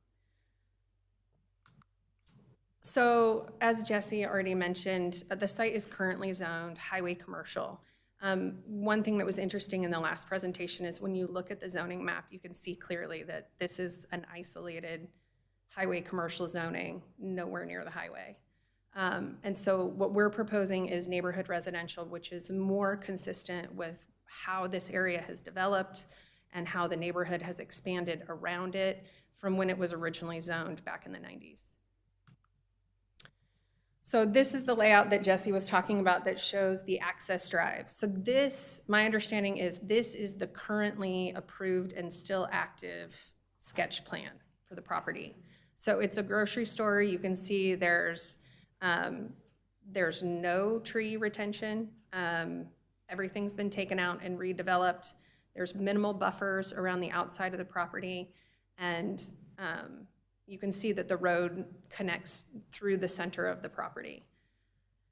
Much higher intensity, high traffic volumes, limited buffers. So when we took over the site, this is what we were looking at that we really wanted to improve on. So this site plan has had a couple of different iterations.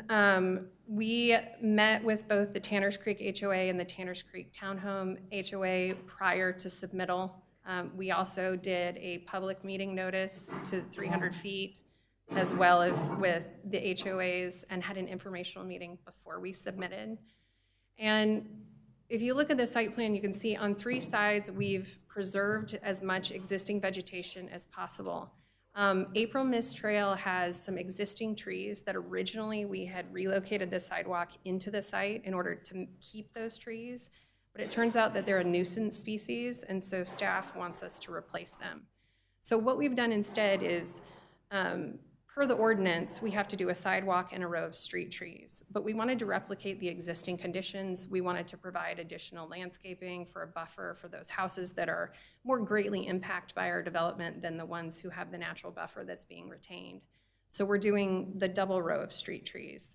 On the north side along the detention pond, the inside layer of trees are actually proposed to be evergreen, which will provide even more screening on that side.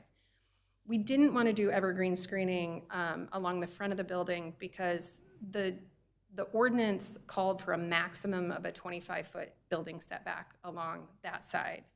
But one of the things that the ordinance allows is to increase that setback with the addition of a plaza. So what we've done is we've created this open space between the building and the street.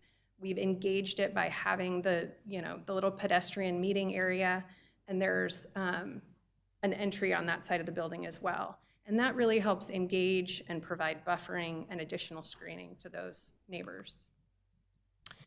So we talked a little bit about the connection for the fire department. We are open to either direction on this. We originally proposed having no connection there. It is not needed for fire access to the building, although the fire marshal loves to have more access to the site. So, he definitely sees that as a benefit. But I know that the neighbors along that road were really looking forward to leaving that as a dead end. For us, this seemed like a fair compromise between a full traffic connection and an emergency connection.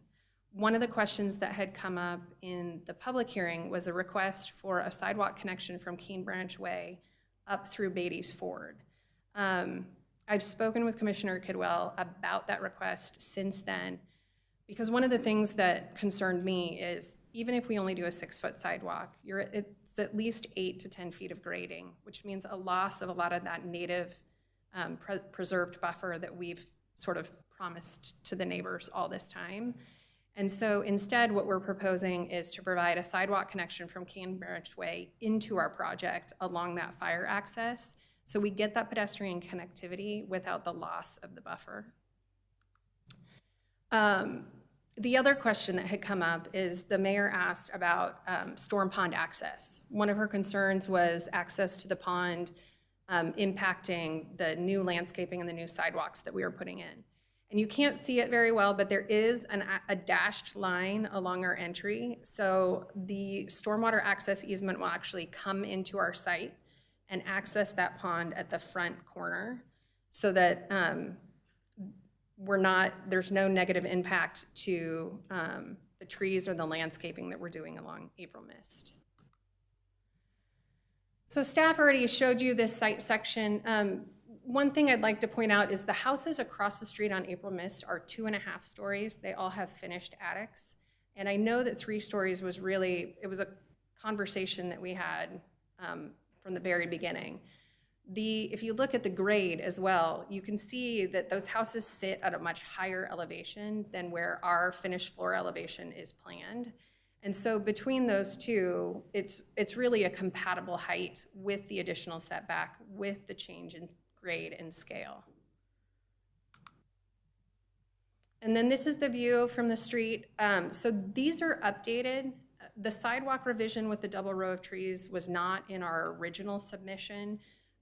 We have revised the drawings on our end, but because of the way plans meet the public hearing, they have not been formally submitted, but they will be. So this view actually shows the double row of trees along April Mist and the new footpath on Beatty's Ford. And then this is driving down, so you can kind of see how the building will be screened. And then this is the pedestrian plaza inside of that row of trees. And you can see the building articulation. We've taken a lot of care to break up the building with having some pop-outs and the decks and patios on the building. The roof line has been broken up, and the change of materials and colors as well. And that's the view at the entry. And then our front door. And so we hope you support this project. We feel like this project is more compatible with the existing neighborhood than the existing highway commercial grocery store development along that site. It's been zoned commercial since the 90s, and nothing has been developed on that site. It's also not at a major intersection where most commercial developments would be located. With the preservation of a 100-foot buffer along Beatty's Ford Road, commercial visibility isn't there. It's really not a great site for a commercial development, and the history of 30 years of not being developed kind of shows that. We've had good feedback from the neighbors and the neighborhood, and we feel like this is a really good development for your community, and hope you agree. And I'm available for questions. Okay, thank you. Any questions for the applicant? You said this is not age restricted? It is age restricted. It's not age restricted apartments. I was going to ask if you were taking applicants in their 30s, so much for that. No, not yet. Those amenities sounded pretty sweet. I thought there was more. Was it? Question for clarification. So going back to the 2 rows of trees, I'm getting prepared to make a motion, but I want to understand how the current plan differs from the other one. And I think I understand it, I just want to make sure I can. Staff can clarify. We've been talking about this with staff because we actually revised the drawings in anticipation of thinking we needed to resubmit before the public hearing. But my understanding is the addition of the sidewalk, the double row of street trees, can all be submitted following the public hearing, and then staff would approve it, and it gives us a chance to address any other conditions that might be raised by the board, by the planning board or the town board. Jesse, do I need to call that out in a motion because the plans we received obviously are different than where you all are now? It might not be a bad idea. There's a couple of small revisions that, this one in particular isn't one that violates the ordinance because it's only required for 1 row. They're offering 2. But it wouldn't be a bad idea to make a motion that the plans be revised accordingly to staff comments. These comments have already been made. They just have not been officially submitted through our permitting software. I hope that answers your question. Close enough. This was also based on feedback from our formal neighborhood meeting as well. So we were addressing neighbor comments. Any other questions? I'm ready for a motion. Go for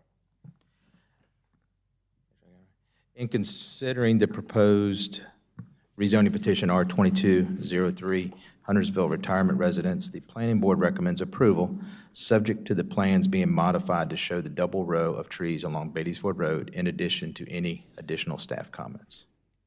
The proposed, go ahead. The The double row of street trees is on April Mist, not Beatty's Ford. Sorry to interrupt. Let's get it right. I really was paying attention. April Mist Road, Lane, Trail.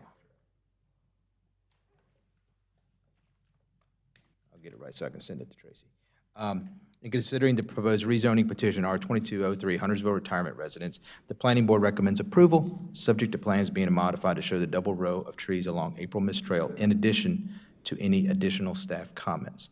The proposal is consistent with the Huntersville 2040 Community Plan, specifically policies LU 2.1 and 10.5, EOS 6, and PS 5.1, as well as the design recommendations within the Beatty's Ford Road Corridor Small Area Plan.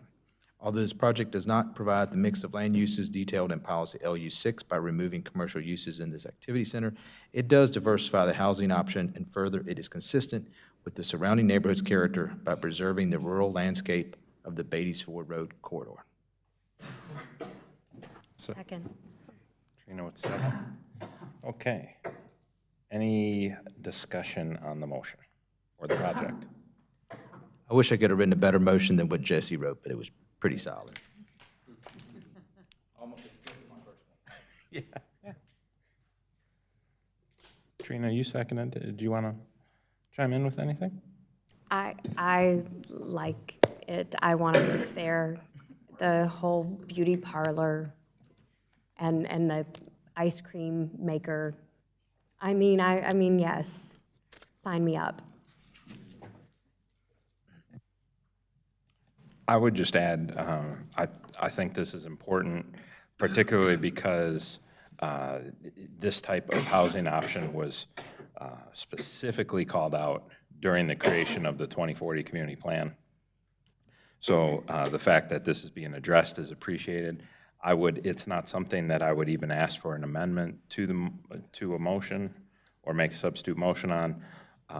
What I would say, my preference, I would rather not see the sidewalk connection. I wouldn't want the sidewalk connect, because I don't view this as a neighborhood. I wouldn't want the sidewalk connection into this, it's its own entity, sphere, sure. Security or whatever. Yeah, but again, that's not something I would even address, but just a comment.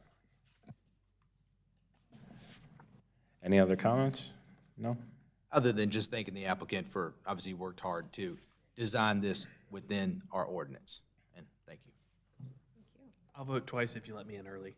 Nice. It's the American way. Exactly. Vote early and often. All right, we have a motion on the table. All those in favor? I realized I picked the very moment that Frank had stepped away again. Cough twice if yes. Yeah. Well, from the last, abstain is a yes. Can we count it as an abstain? Okay, all right. So, again, That's it, yes. all those in favor? Yeah, all right. Okay. All those opposed? It's unanimous, that's okay. Thank you. Thank you very much.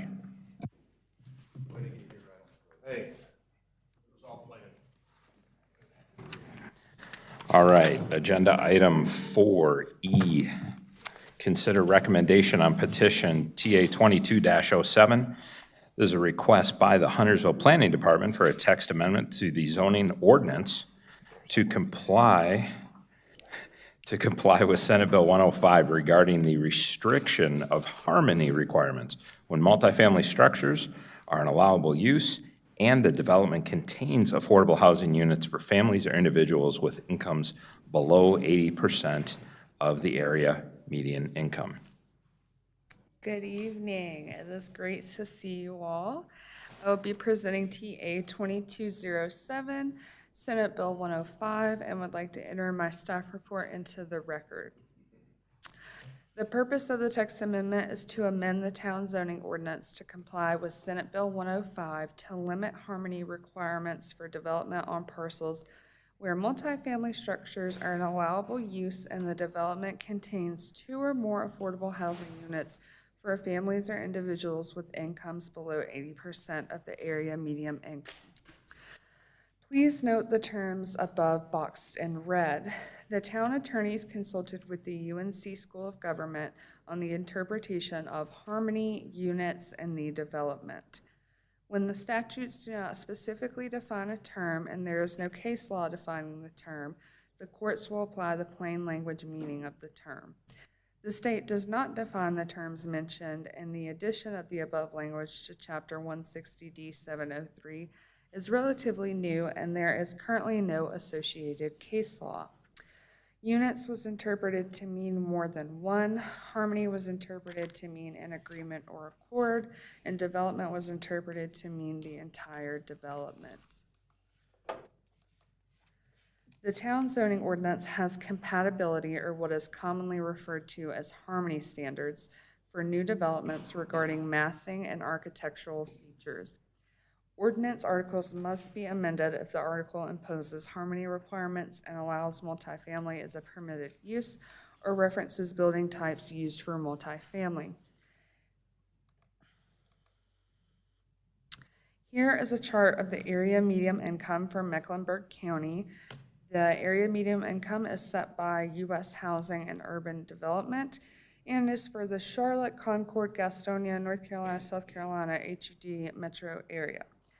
Here you can see 80% of the area median income for families of different sizes. If a development containing multifamily dwellings elected to include 2 of these affordable housing units below 80% of the area median income, it would not be subject to harmony requirements, and this would be noted on the approved development plans. The town would not be responsible for managing the affordable housing units, but if it was found that a development was not in compliance, the town could take code enforcement measures. So here is an example of our neighborhood residential zoning district. And our code has allowed multifamily by right in most zoning districts since 1996, and says if you exceed the scale or mass of those around you, you can demonstrate compatibility by varying massing of buildings. So highlighted is the example of those requirements under D1. This is an excerpt from the ordinance for adoption, just showing where the language will be added in under those general requirements for the zoning districts. This is our apartment building type and is an example of the architectural standards that are considered harmony standards under the apartment building type. And here again is the ordinance for adoption, just showing that new language added in under the apartment building type. All right, so I have 2 examples, and both of them do not contain affordable housing units, but they're examples of developments where we used our harmony standards to achieve a better design. So Caldwell Senior Living was first proposed as just kind of a giant single wall on Wilknox Road that wasn't broken up in any way, and that gives it a very looming, large kind of feel. So through negotiations, we were able to get them to push back at least a section of the building, which you can see in the graphic still makes a big difference in how it looks to a pedestrian from the streetscape. There is also Arden Senior Living, which is on Old Statesville Road. And originally they proposed the section of the building that fronts on Old Statesville to be 3 stories, but due to the single family near the lot and the commercial businesses around, we got them to take that down to 3 stories. The Huntersville Ordinances Advisory Board recommended approval of the text amendment on September 1st. Planning staff recommends approval of the text amendment to comply with state legislature, but we do have concerns about the impact this amendment is going to have in the future. The public hearing was held October 3rd with no public comment. The town board is scheduled for November 21st. Please let me know if you have any questions. Thank you. Thank you. Any questions for staff? No. Yes? Yeah. When I was preparing for this, I kind of pencil whipped this one because it was staff recommends it to comply with law, so we don't have a lot of flexibility. But just to understand the scope of this potential change, like if they have 2 rental units that are offered at below market to meet affordable housing standards, they can throw away all of our architectural requirements?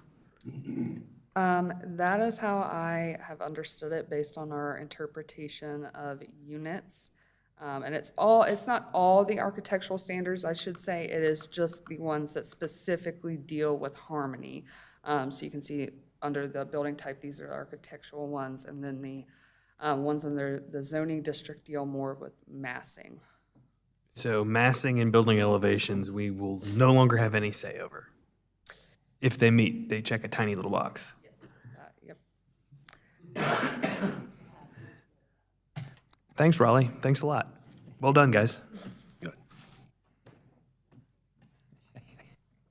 And any other comments? or questions? Yeah, I would just add, if you read the Ordinance Advisory Board minutes, it came to Ordinance Advisory Board twice, it came in August. We asked that it be rewritten for clarity. They did a good job. This is like the big deal where the first thing you do is denial, just what you just said, everybody said. Do you mean? Yes, it does mean, that's the statute. So they've done what they can to explain it to everyone, but we have to comply. So. And this was signed back in, I think, November of last year. 21, yes. So, yeah, it's already effective. So this is really, we just need to add it to the ordinance for formalities. Is there any recourse pushback that we can do as a town or a collection of towns to Raleigh? And have we started that? I believe I would defer to Jacob and then Jack. I believe there have been some discussions about that with the town board. I believe it was added to the legislative agenda. It's something they would at least request more clarity on what it means, if nothing else. So I believe it has been added to the legislative agenda. All right. It's a little late to get into philosophy of it. And I don't know what the Raleigh's intent was here, but I always try to look at the other side of it, because I agree, I'd rather not pass this, but we have to. But I do wonder if the intent was not, hey, we're trying to lower the cost of these developments to encourage more workforce housing. And by removing some of these harmony architectural features, hopefully in their mind, that's what they were thinking they were going to do. Again, it's one of these things, you make a decision and the ripple effect could be worse than what you intended. But That's all speculation. My comment and some of the things was, I'd love to see the committee meeting notes when they were discussing this, what the intent was and what it came up. And I know that, and Jack can speak to this if he wants, he's been here a long time. But the tell in this, I said this at the Ordinance Advisory Board, is when some developer walks into town, goes in the planning department and said, I'm going to build this subdivision, and I'm building these townhomes over here, I'm going to build 10 of them, and 2 of them are going to be affordable. To my knowledge, Jack would have to, the planning department would have to speak to whether the town can't do anything about it. what percent has to be affordable? 2 units, not a percentage. All it says is units, plural. Yes. Yeah, below 80% AMI. So it depends on the persons in the family. It could be an individual or it could be a family, but that is where they will take the 80% AMI for. But yeah, it's 2 units below. All right, let's not draw any more attention to this. Do you give any developers any ideas? Oh, I'm sure they already know about this. This is not a secret. And if we don't come up with something to put it in, they're going to walk in one day to the planning department and said, hey, I'm building this and I'm putting 2 units in it, whether we have anything in the ordinance or not, because it's state statute. All right. Do we have a motion on this? Go for it. In considering the proposed amendment TA 22-07, the town board recommends approval based on the amendment being consistent with all policies of the Huntersville 2040 Community Plan, as the amendment is necessary to comply with state legislature It is reasonable and in the public interest to amend the zoning ordinance because it is necessary to coordinate the Huntersville zoning ordinance to comply with state legislature. Second. I did. Any discussion on the motion? The only reason I'm doing this is because we have to. I would like to register a formal statement. I don't think we can do that. I would Add the just, minutes as a raspberry. as, Withdraw that from the record. yeah, in all seriousness, I would encourage the town board, when it comes to them, whether for some reason they choose to deny it or they approve, and the voting for it could simply just be that they want the town to be in compliance with state law, but I would encourage them to explore all the options available that would allow them to, at a minimum, make a public statement against this statute, and just really highlight that the General Assembly passed a law, and it is not their only one, that continues to strip away the authority that municipalities have long held. This loophole will be taken advantage of, and it will be at the detriment of the Huntersville citizenry. I would like to add one caveat to all this, because I said the same thing, Ordinance Advisory Board, if someone's listening. This board is not an opponent of affordable housing. This has nothing to do with it. It's just part of this. We want affordable housing. We need it, but it's just what this statute does to our zoning ordinance. Thanks for adding that, Frank. All right, all those in favor?